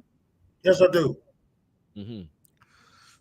Yes, I watched this documentary called Soundtrack to a Coup. And I want to point out the importance of our women in this whole scenario. Sister Andre Blouin, who was dispatched by Secretary of Conakry, Guinea, to help Patrice Lumumba. Before independence, she was his speechwriter. And then after they overthrew Lumumba, or had him under house arrest, the president, Kasavubu, and Mobutu, they deported her out of the country under the threat of death, and they held her children and family hostage. I also want to point out that Patrice Lumumba's wife, after what happened to him, she protested vehemently. I don't know if you know that she just walked the streets, topless as a form of protest. And then another point was that there was a shootout between those troops from Ghana and the troops from Sri Lanka, I believe. Maybe you know a little bit more than I do about that, but thank you for letting me come on and give my 2 cents to this whole conversation. Much appreciated, my brother. Thank you for coming through, and thank you for all the work that you continue to do. Better. We're going to make progress and take this struggle to a higher level. Absolutely. Yes. Absolutely, my brother. You. You keep up the good work. Likewise, my brother. Thank you very much. Much appreciated, my elder brother. Uhuru. Brothers and sisters, Brother Sizwe Chiguka of the All African People's Revolutionary Party and the PAIGC. Yeah, very important contributions there. And yes, our elder brother was highlighting the fact that even among the UN troops, some of them, when they realized what was the injustice that was being done to Lumumba, they began to rebel against the United Nations and some of the other United Nations forces. And so every now and then there was a scuffle and a shootout between different forces, and that actually escalated afterwards because the United Nations, who was claiming that they couldn't do anything to assist whilst Lumumba was alive, suddenly went to war with Shombe, who was the enemy of Lumumba. Once Lumumba was killed and out the way, suddenly the UN troops got teeth and started to bust gun after those who had been attacking Lumumba beforehand and serving their interests beforehand. My sister, our brothers and sisters, you can feel free to click the link and come through if you would like to honor Papa Patrice Lumumba live with us this evening. I'm going to give it another 10 minutes and then we're going to wrap up the show. Brother Leader is having some monumental technical difficulties, brothers and sisters, and I know that is hurting him because my father is a Lumumba man. Yeah, you know what I'm saying? You know, he's a Lumumba man. So I know that it's painful for him not to be able to join us at the moment, but you know, it is what it is. And if he can get back on before we close. Obviously, we'll give him some space. I was gonna ask you a question, my sister, that has totally gone out of my head at this moment in time. Yeah, but let's go here.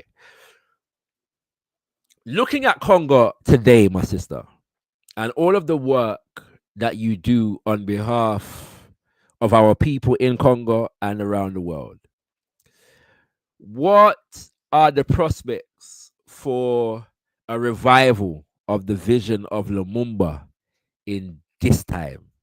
Yeah, how close are the people in Congo and Congolese around the world and Africans around the world? Like, what are the prospects for us seeing a revival of a Lumumba in the person, or a Lumumba in the organization, or a Lumumba in the masses? Where are we at the moment, my sister, in your assessment?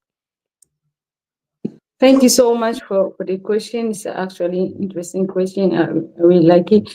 So in this, first of all, in terms of a situation in Congo, I believe many people are aware that since 1996, we've been having, Congo was invaded. And since that, we've been suffering. There's been war, creation of militias and all those things, rebels groups supported by Rwanda, which is happened to be the West USA, France and UK's ally, the most trusted ally, if I put it that way. And Rwandan regime in place, and particularly the president has been playing the role of house Negro properly, so very good for those who are supporting him. So the struggle is a struggle, as I think the elders who just spoke about how people during Lumumba and Kwame Nkrumah's time, how Ami Cabral, how they were those like the president of Rwanda and Uganda, how during that time, how they had the people like that they used to kind of destabilize their own people. And that's what Congolese is facing practically now. And also the choosing of, sometimes they choose leaders for us, leaders who's not who's going to be there for against the people's will. That's another issues African in general have been facing. Because I believe that when they choose a leader for you, that leader lacks legitimacy and is not going to do the bidding of the people.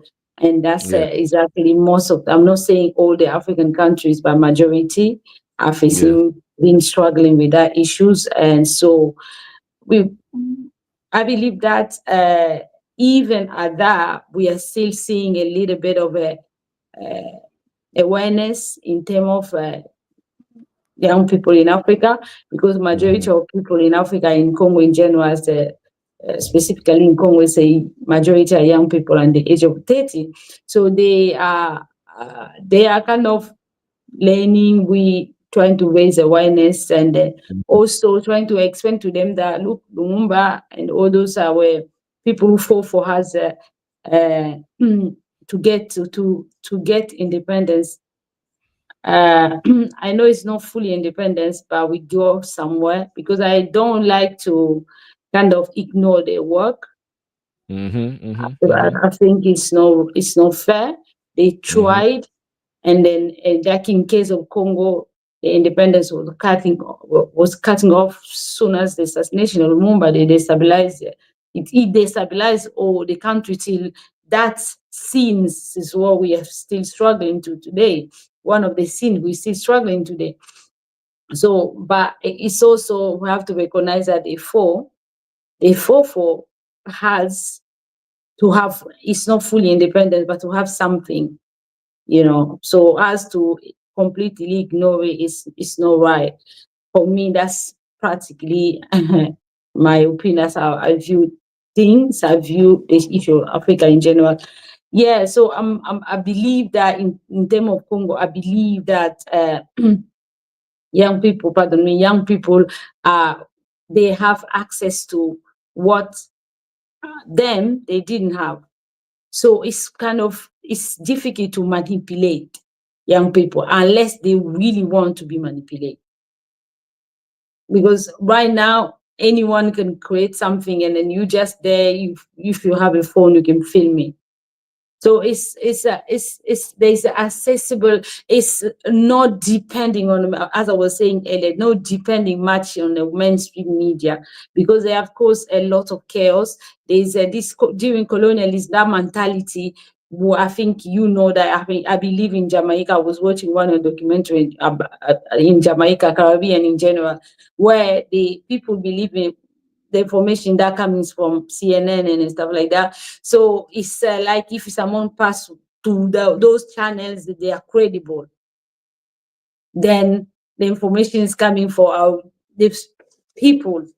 So today is people are like in Congo specifically, people who like don't really care much about you're going to TV saying like TV5 or French TV or whatever, that the information is real. And then with the issue of Traore, it has actually also kind of boost a bit. We need to recognize that it's kind of boost a little bit that someone from the other part of the other side of Atlantic are still walking on the street fighting, speak for Traore, speak for Congo and stuff like that. So I know we have still got a long way to go, but we will get there, because our fight is a justice one, it's a just one.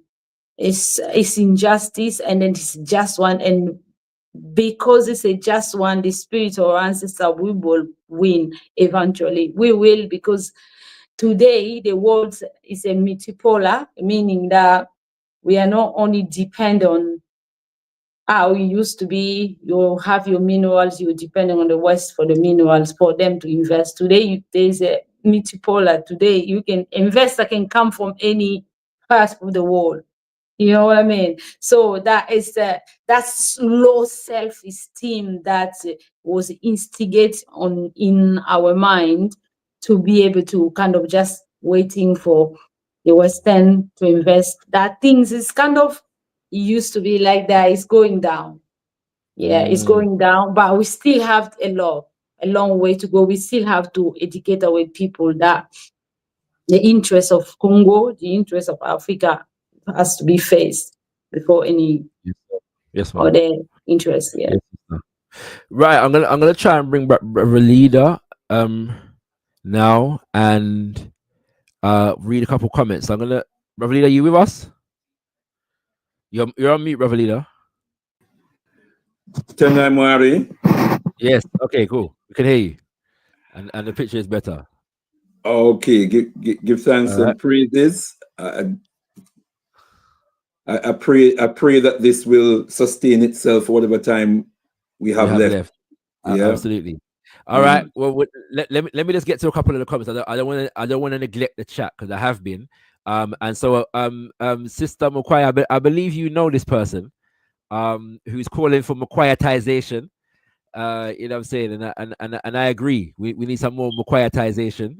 That's my husband.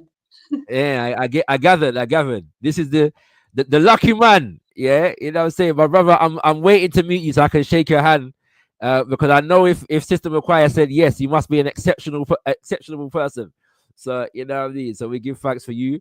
And I agree. McQuireization to the world. You know what I'm saying. Our brother also says, with my rudimentary French, I can just about translate this, but I'll leave that to you, Sister Mukwaya, to translate this what's on the screen. Can you see?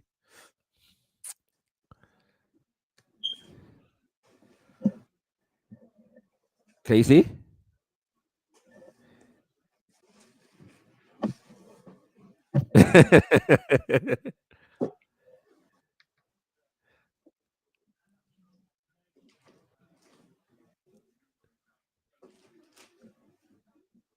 Can you see, Sister McQuarrie? Can you see it?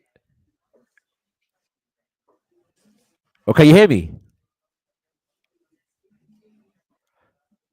Yeah, I can hear you. I can hear you. I was asking you to translate what's on the screen if you can. Okay, I'm trying to find it and. Yes.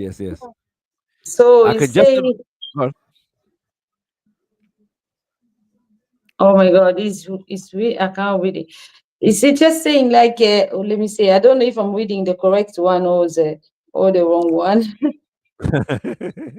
I'm trying to figure out. You know, he can come out if you want, and then I'll translate if you want, All right. because Cool. I But can't really if see I at the was same time. if I was to do my rudimentary French, it says something.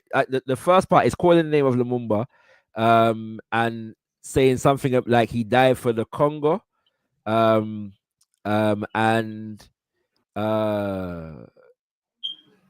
if Jesus is the Son of God for Christians, then why something about Lumumba is the son for Africa or something like that? Yeah. So with my rudimentary French, that's what I. That's Yeah, what I got. definitely. I think you got it. Yeah, Right. because Okay. I Okay. just go close. Yeah, that's what he said. Because he is into he believe in his ancestry belief like you, and so it's yeah. But let's what is Okitasombo? Okita Sombo is the city. I mean, the village Patrice Lumumba was born. Was born. Okay. Okay. Now why did I That's think? the name of his village. Yeah. And that village is in Katakokombe. Yeah, Katakokombe is like a Right. region in Sankuru, but that's the he come from this Kasai, but precisely Sankuru region. Right. And the Katakombe is like a district. I think is. Okay. I mean, I would say like a district city, but he was born precisely in That village. that village. Yeah. Okay, thank you very much. Your husband has left a number of comments here, so he's definitely supporting his wife. We give thanks. We've got a message from my son.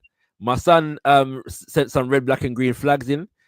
He's been full of the joys of Papa Lumumba all year because I've been studying him, and he's seen a lot and heard a lot about Lumumba. So he sent some red, black, and green in. So love to my son. Kundisai, sending some red, black, and green in honor of Papa Patrice Lumumba's birthday. Let us see. I'm not gonna get through everything, but just big up Meloman in the building. I want to big up Leo Bezven. I can't remember how you pronounce that, but yeah. Brother, I believe. Sorry, I believe Elder Mbandaka will love. There's this. I just saw there's the one of our elder as well. I don't know if he speaks good English as well, but he knows a lot. I think it would be good for me to connect you with him.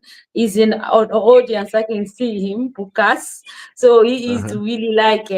He was like those young who came after, a couple of years after assassination of Lumumba, those who actually fought as well a lot against Mobutu regime. Okay. He was a student at that time. So I don't know if Papa Kas will, I think it will be good to connect him, especially with you, Elder Bandaka. That would be great because they will talk about history because he knows it like, yeah.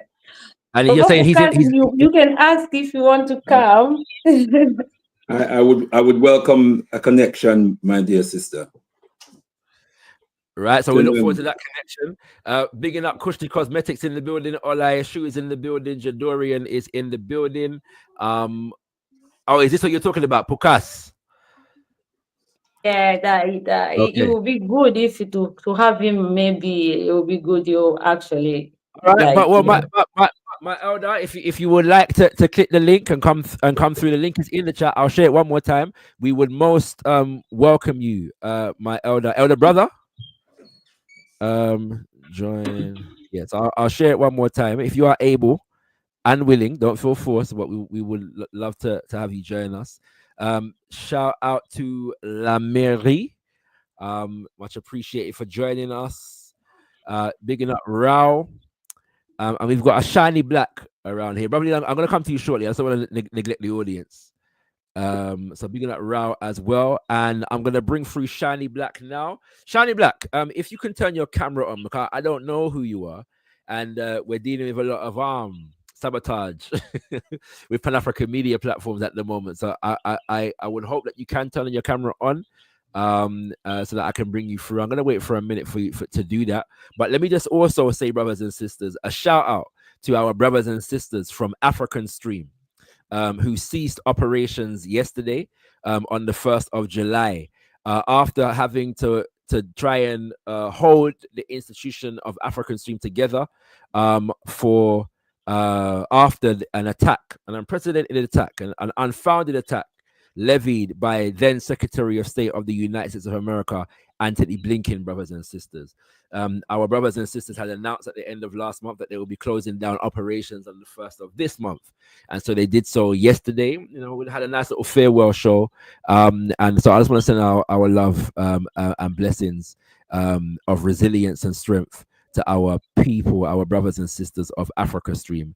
And once again, as you've already said, thank you for all of the work that you've done on behalf of our people. And we will do our best to continue that work. Right, brother Shiny Black, I appreciate you for turning your camera on. What's your contribution for our proceedings this evening? Peace and blessing, family. It's very good to be here in this this space. You see, initially I was a bit hesitant to put on the mic, simply because I tend to tread softly when it comes to my own government. But nevertheless, what I'm about to relate to you is public knowledge. Right. So I guess it's not going to be a problem. I'm from Uganda, and a few months ago, the International Court of Justice released a report talking about how Uganda is now set to pay around $33 million in reparations to its operations in the Congo.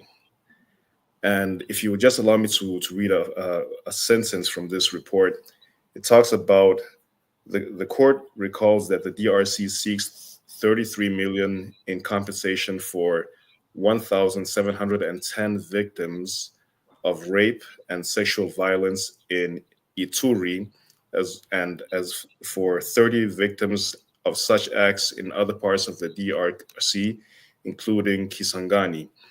Now, I remember there was the reason why I found out about this report is because somebody from the Ugandan political opposition read this report in public in Parliament. Mm-hmm. Right. And it was simply he didn't read it in protest, but just as like a sort of updates on what Uganda is to pay to the DRC. But as soon as he stumbled on the word rape and sexual violence, multiple members of parliament stood up in anger that he had the so-called audacity to read those words out loud.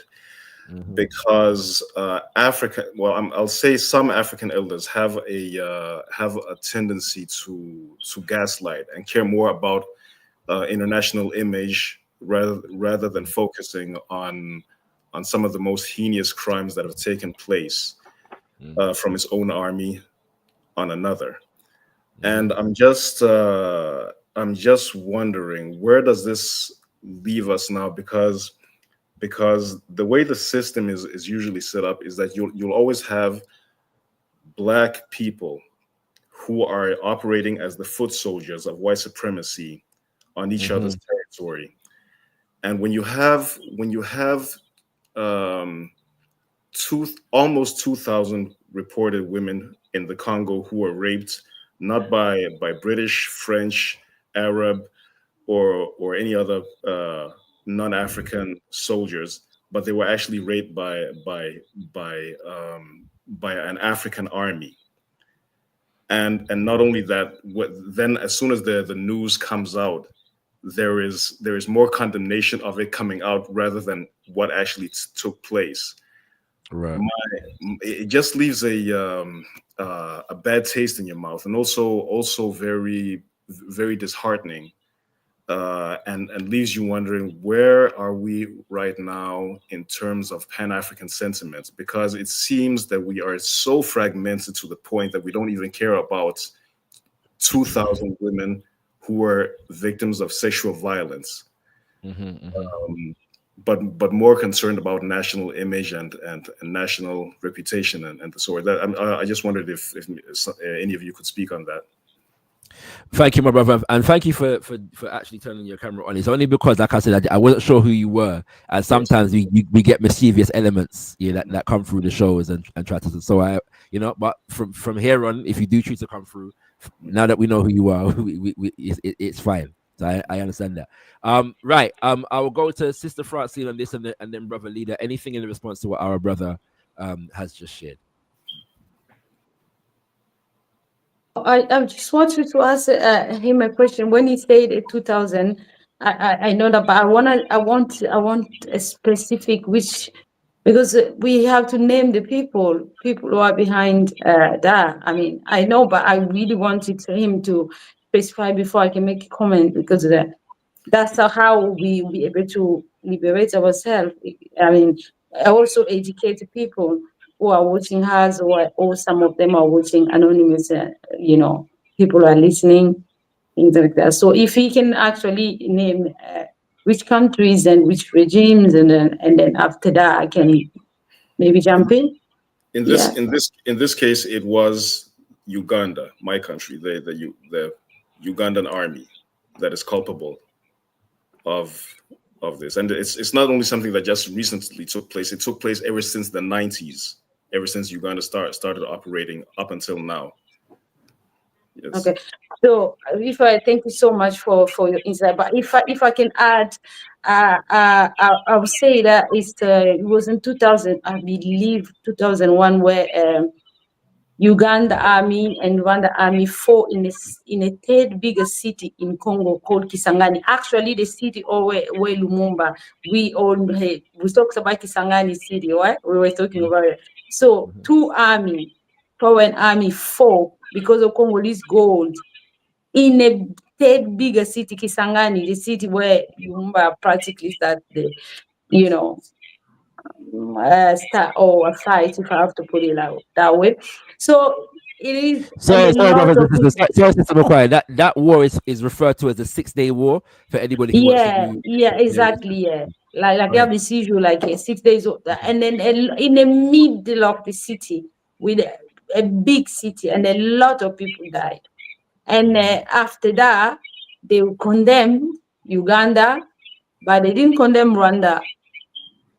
They're supposed to condemn both of them, but they condemn only one for some reasons. And then apart from that, I mean, when you look at 1996, the invasion of Congo was Uganda, Rwanda, and Burundi. So Uganda's been actually playing a bigger part in the destabilization of Congo, as you said. And right now, if I have to add, why now, presently, in that one province called Ituri, still in the northeast of Congo, in the eastern of Congo. So Ituri is a border with Uganda. So the Uganda army they usually just go there and do whatever they want and then go back.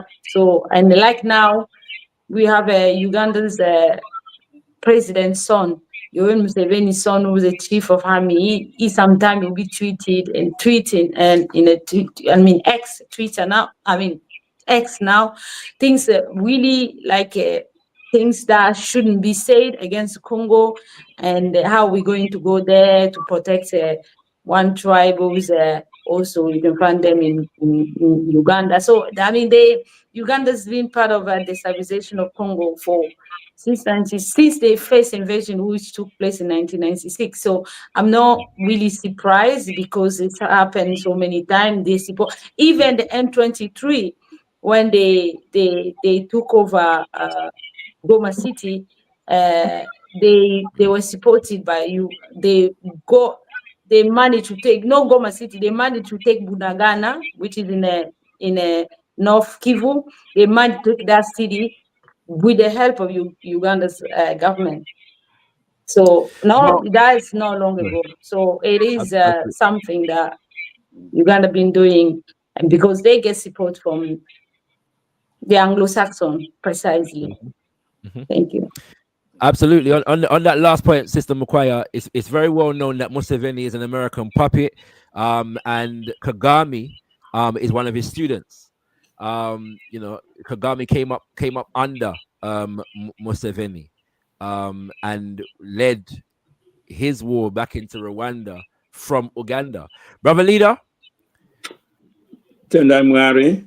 Brother Leader. Yeah, so our brother has just raised the issue of Uganda apparently. Well, Uganda has been charged and paying reparations to Congo for its role in the Congo crisis from the 90s. But our brother has said that the recently in the Ugandan parliament, the issue was raised specifically in relation to sexual violence, and this caused an uproar. Sexual violence against the women of Congo, and this caused an uproar in the Ugandan parliament because they were trying to save face, even though the crimes that were committed, in the name of the Uganda, as led by Museveni, were well known. Do you have any responses to this, or anything to add to this particular issue? Well, Tendai Mwari, first of all, bless you, my brother, for your intervention and for your comments. Sister Mukwaya, in her concluding remarks, hit the nail on the head, and you have developed the analysis a little bit further. And I think that has to be our starting point in addressing this particular issue. Question being, who funds and trains and therefore controls the Ugandan army and the Ugandan government? Mm-hmm. Who trains and controls the Rwandan army and the Rwandan government? Because he who pays the fiddler calls the tune. And I think that has got to be the starting point of our analysis. And so I find this this latest development, I find it to be, below where we should be, what our focus should be. Our focus should be, how do we rid the African continent of the imperialist forces that still imposes itself on African politics, African economics, on African industry, African institutions? This is the question that we need to ask ourselves. How do we rid the African continent, and how do we expose these imperialist, neo-colonialist forces? How do we get rid of these neo-colonialist imps on the African continent, like Museveni, mm-hmm. like Kagame, mm-hmm. and there are so many others across the African continent? That has got to be our focus. As the Osage for Kwame Nkrumah demonstrated, neocolonialism, the last stage of imperialism, it is the neocolonialist forces on the African continent that's wreaking havoc. And we must remind ourselves that neocolonialism is colonialism. It's a new form of colonialism. It is as deadly, as dangerous, and therefore should evoke the same level of urgency as the anti-colonial forces. We have to understand that neocolonialism is a trick that was played on the African continent. They put black faces in high places and tell us that we are now independent. It was an act of deception. And that now needs to be corrected.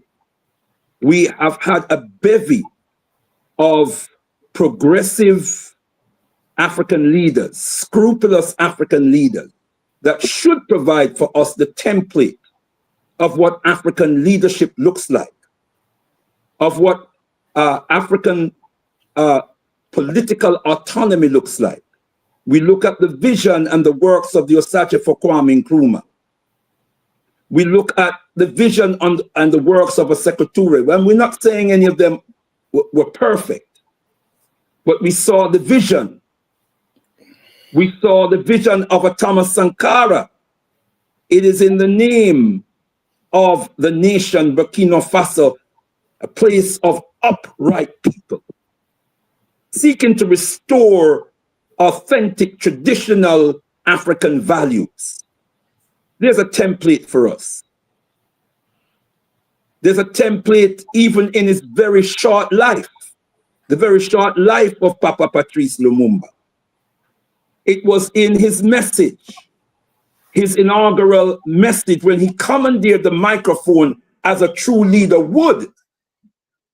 When you are called forth by the will of your people, when you're called forth by the will of your people, the determination of your people to be free, and you are not scheduled to speak at the inaugural ceremony of your nation's independence, you stand up and you come forward and you commandeer the microphone as he did. And amongst other things, he said to this African nation and to the African world, he said, the Congo's independence marks a decisive step towards the liberation of the entire African continent. Let me say that again. The Congo's independence marks a decisive step towards the liberation of the entire African continent. So this is not just about Congo independence. This is about the liberation of the entire African continent. And now that the Congo has the machinery of state in our grasp, then we are going to use that political force to liberate the entire African continent. He says, we are going to show the world what the black man can do, and let's add, and the black woman, when we work in freedom. And we are going to show, and we are going to make the Congo the center of the sun's radiance for all of Africa. We're going to make the Congo the center of the sun's radiance. The sun is a source of power and energy in the universe. The Congo is going to be the source. The Congo, with its vast wealth, its vast God-given wealth, is going to become the center from which will generate that energy, that power that was going to liberate the African continent. Bear with me a moment, Brother Shakarat, if you can. Yes, probably. I do want to allow our brother to depart though. So, and if you can come back to where you're gonna go, I do want to close the show quickly. Is that okay? Go ahead, my brother. Yeah, no problem. Brother Shiny Black, we are running over time, so I'll give you a sentence or two to conclude, and then we'll come back to Brother Leader. No, I think that Mama Mukwaya, she did the whole topic justice, as well as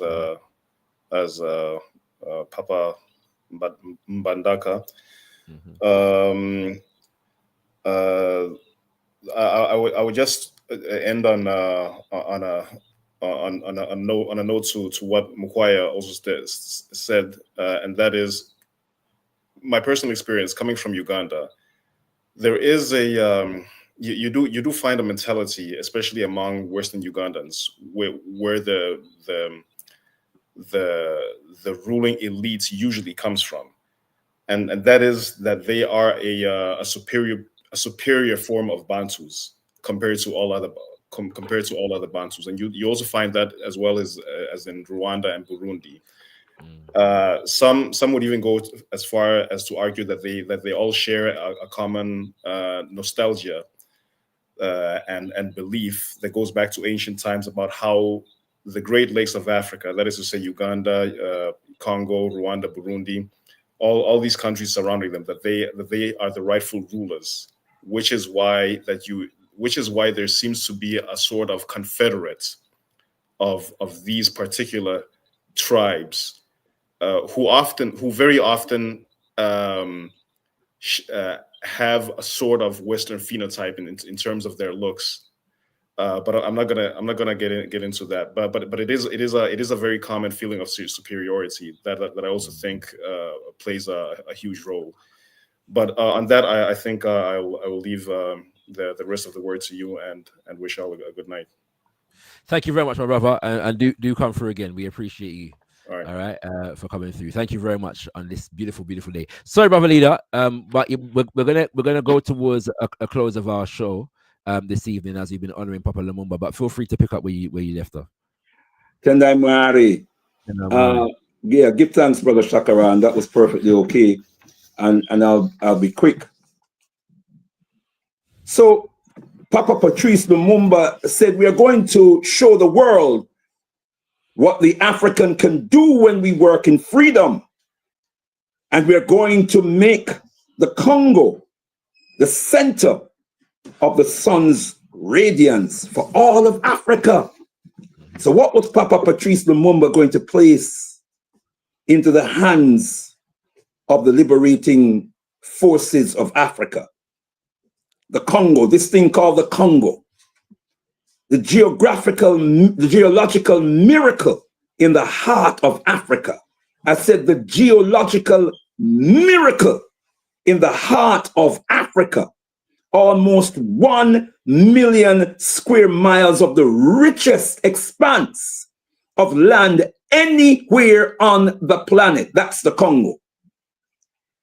An estimated 24 to 33 trillion dollars worth of mineral resources, from diamond to gold to silver to copper to oil to cobalt to coltan to manganese, iron ore, chrome, uranium, you name it, brothers and sisters. It is there in abundance. The most coveted resources on the planet are there in abundance in the Congo. What was Papa Patrice Lumumba going to put into the hands of the liberators of Africa? He was going to put 80 million hectares. That's 307,000 square miles of arable land for the producing of a wide range of agricultural products.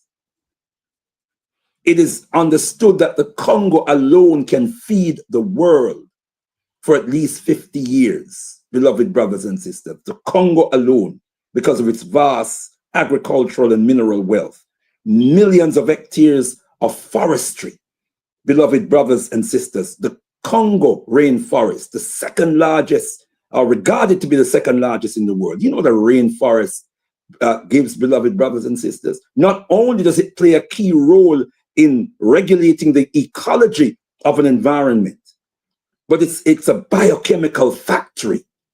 Pharmaceutical companies live in rainforests, beloved brothers and sisters, because that is where the raw material for making pharmaceutical drugs are extracted. We have the Congo River, the third largest river in the world, second largest on the African continent, second to the River Nile, which has a length of nearly 3,000 miles. The massive, massive expanse of water, beloved brothers and sisters. Think about it. That's the Congo. Now, very quickly, there's two quick points, and I'm finished. The Congo is the center of the African continent. It's strategically placed. It is strategically placed for the uniting of the entire African continent. Papa Patrice Lumumba knew what he was saying. That once the Congo is liberated, then we are half the way to liberating the entire African continent because of its strategic location. If you have a liberating force erected in the Congo, then you have a massive foundation and a massive axis around which the rest of the liberation forces of the African continent can revolve. So from the Congo, you can liberate and govern the entire African continent. And that is why Papa Patrice Lumumba had to be taken out so swiftly. Because as he said, this was he was using these words very intentionally. It was a decisive step towards the liberation of the entire African continent.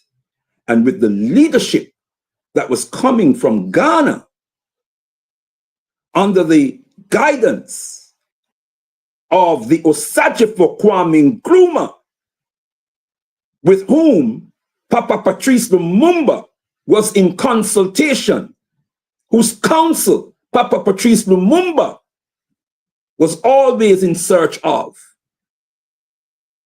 These two men and the other positive, progressive leaders that we had on the African continent at the time would have done some powerful things to liberate the African continent. In that context, we understand that the assassination of Papa Patrice Lumumba was, I think Papa Omowale Malcolm X said, decapitated. It chopped the head off the anti-colonial and liberation movement of the 60s. It set the African continent back at least 100 years. And then the toppling a few years later of the Osajifo Kwame Nkrumah and other great leaders has set the African continent back hundreds, if not thousands of years.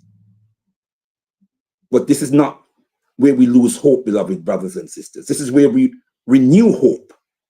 This is where we rejuvenate our will and determination to be a liberated people. We understand that the black print is there, coming from the vision of the most eminent prophet and king, His Excellency Marcus Messiah Garvey, who inspired Osajifo Kwame Nkrumah. And we learned from the grandnephew of Papa Patrice Lumumba that Papa Patrice Lumumba's grandfather was an inspired Garveyite. We have the black print, beloved brothers and sisters, to liberate the African continent.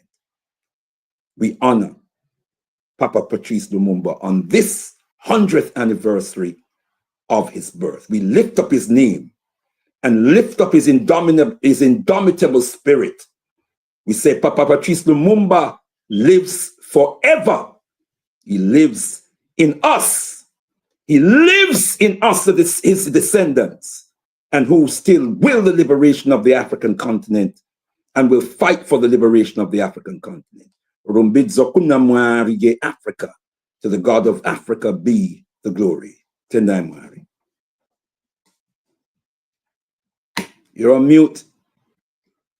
Sorry, Tendai Mwari, Brother Leader.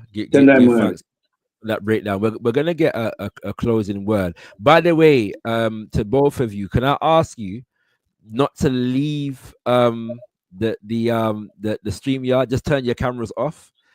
Only because I'll explain why afterwards. But just don't leave. So you turn your cameras off. Feel free to go and do what you're doing. But I'll let you out myself.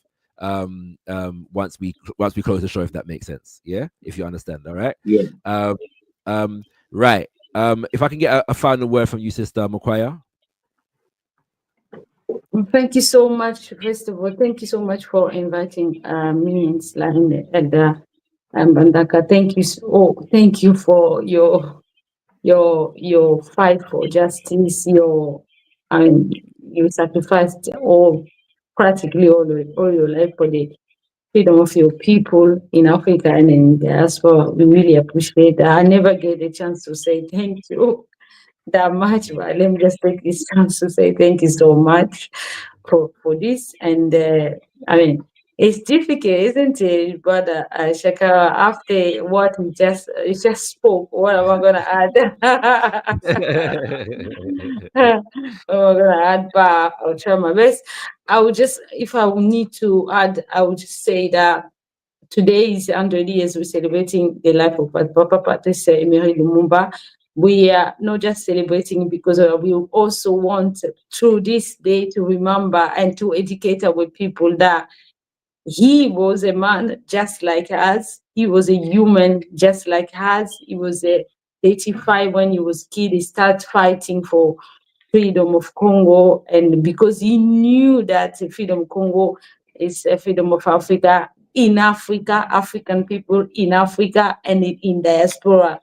Why I say I always like to say this, because people need to, the audience need to understand that Congo gives 24 trillion per year to the world. Why our community, African in Africa and diaspora, we are tagged as the poorest of the poorest race. Unfortunately, I have to use the race word, but that's the reality. But we are the one who owned all those mineral that the world need.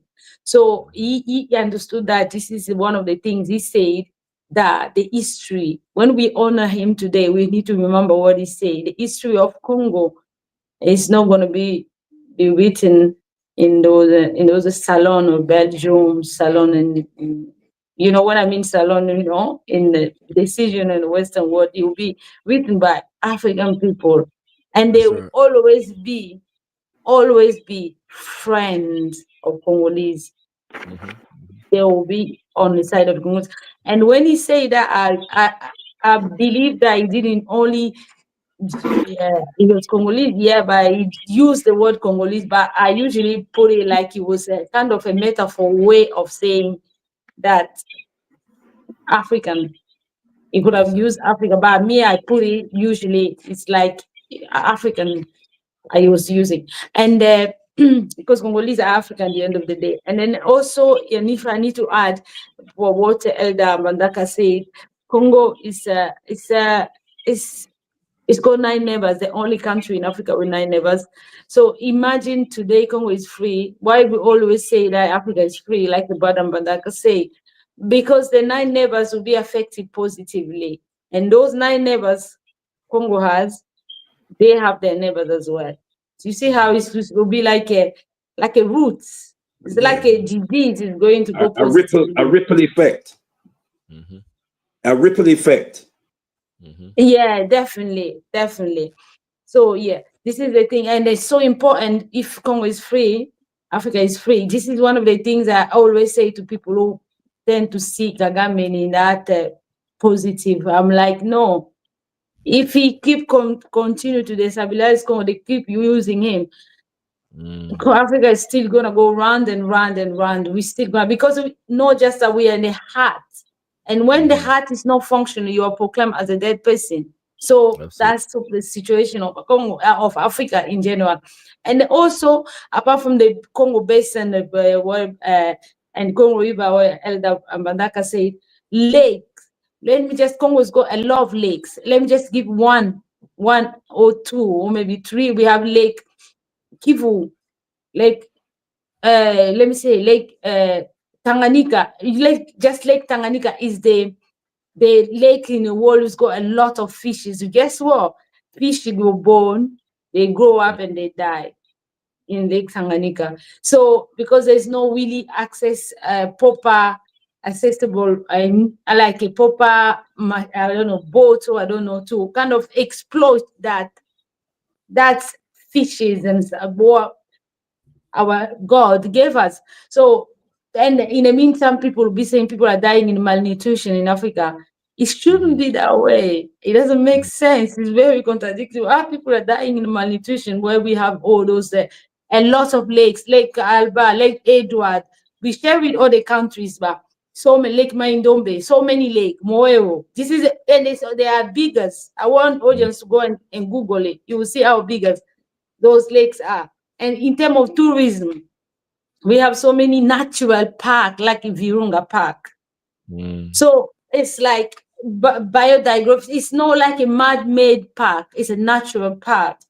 Absolutely. So overall, I would say that today we need to kind of remember that he was 35 when he could have give up, he could have accepted what they offer him to abandon this fight, but he didn't. So we should take that, we should be inspired. And in the meantime, today we have a brother Mbandaka who, Elder Mbandaka is there. He was inspired. One day he read about Lumumba, he was inspired, and he continued all these years. I believe he has experienced a lot of risk in the UK, a lot of racism as well. I believe so, but because of the fight, because it's risky. And why not us in this generation? So it's so important for us, because there's one book I'm going to end here. One book I always say, I like to mention what Papa Kwame Nkrumah wrote. I used to say that he wrote the book, was like a struggle of Congo. I want people to go and read it. This book, you won't find it in a lot of libraries. There is one reason why this book is not in the libraries, in the many libraries, because there's a lot of reading. Truth is there, and our people need to go. Need to go and find it. I think now it's in Amazon. I saw it. Hopefully, it's still there. Yeah. So if we care about children, we need to say something about Congo, because a lot of children, people are dying in Congo, are young people under the age of 5. If we care about environment, we need to say about, we need to be moved and say something about Congo, because if we now Congo Basin, where Congo Forest, where Elder Mbandaka was talking about, I mentioned earlier, the Chinese are trying to kind of sign the deals and then they're going to destroy the forest. And the people who live in the forest are pygmies, and all the people who depend on that forest, what's going to happen? And African people will suffer, because the climate change and the landslide, the impact of it will be so much. When we have a landslide, it means it's come with it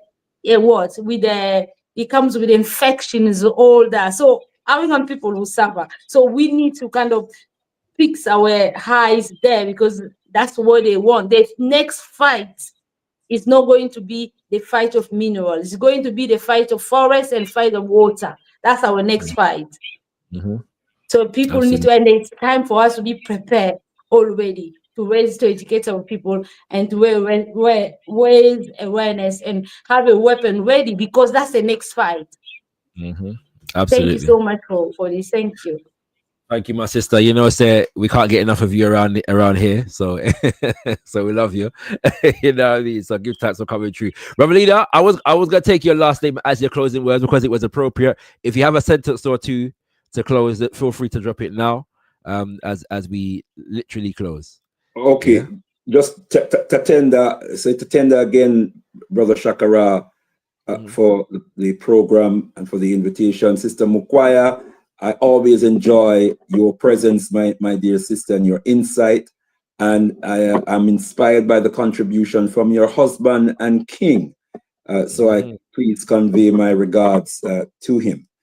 I will just close, beloved brothers and sisters, with the words of Papa Patrice Lumumba. I just think it's apt just to read a few lines from his letter.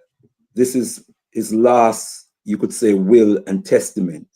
It's a letter he wrote to his wife, Sister Pauline, before he was assassinated. And he says, I want my children, whom I leave behind and perhaps will never see again, to be told that the future of the Congo is beautiful and that their country expects them, as it expects every Congolese, to fulfill the sacred task of rebuilding our independence, our sovereignty. For without justice, there is no dignity. And without independence, there is no free men and women. Neither brutal assault, nor cruel mistreatment, nor torture have ever led me to beg for mercy.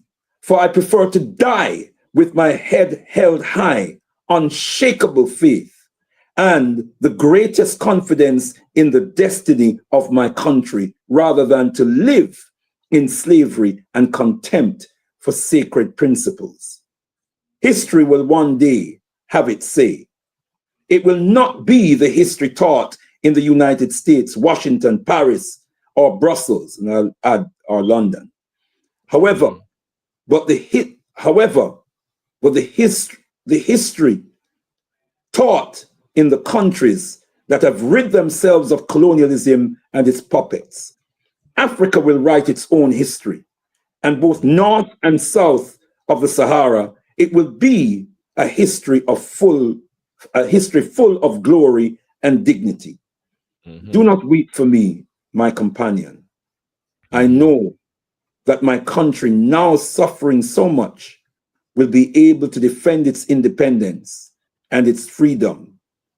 Long live the Congo. Long live Africa. That's right. Patrice.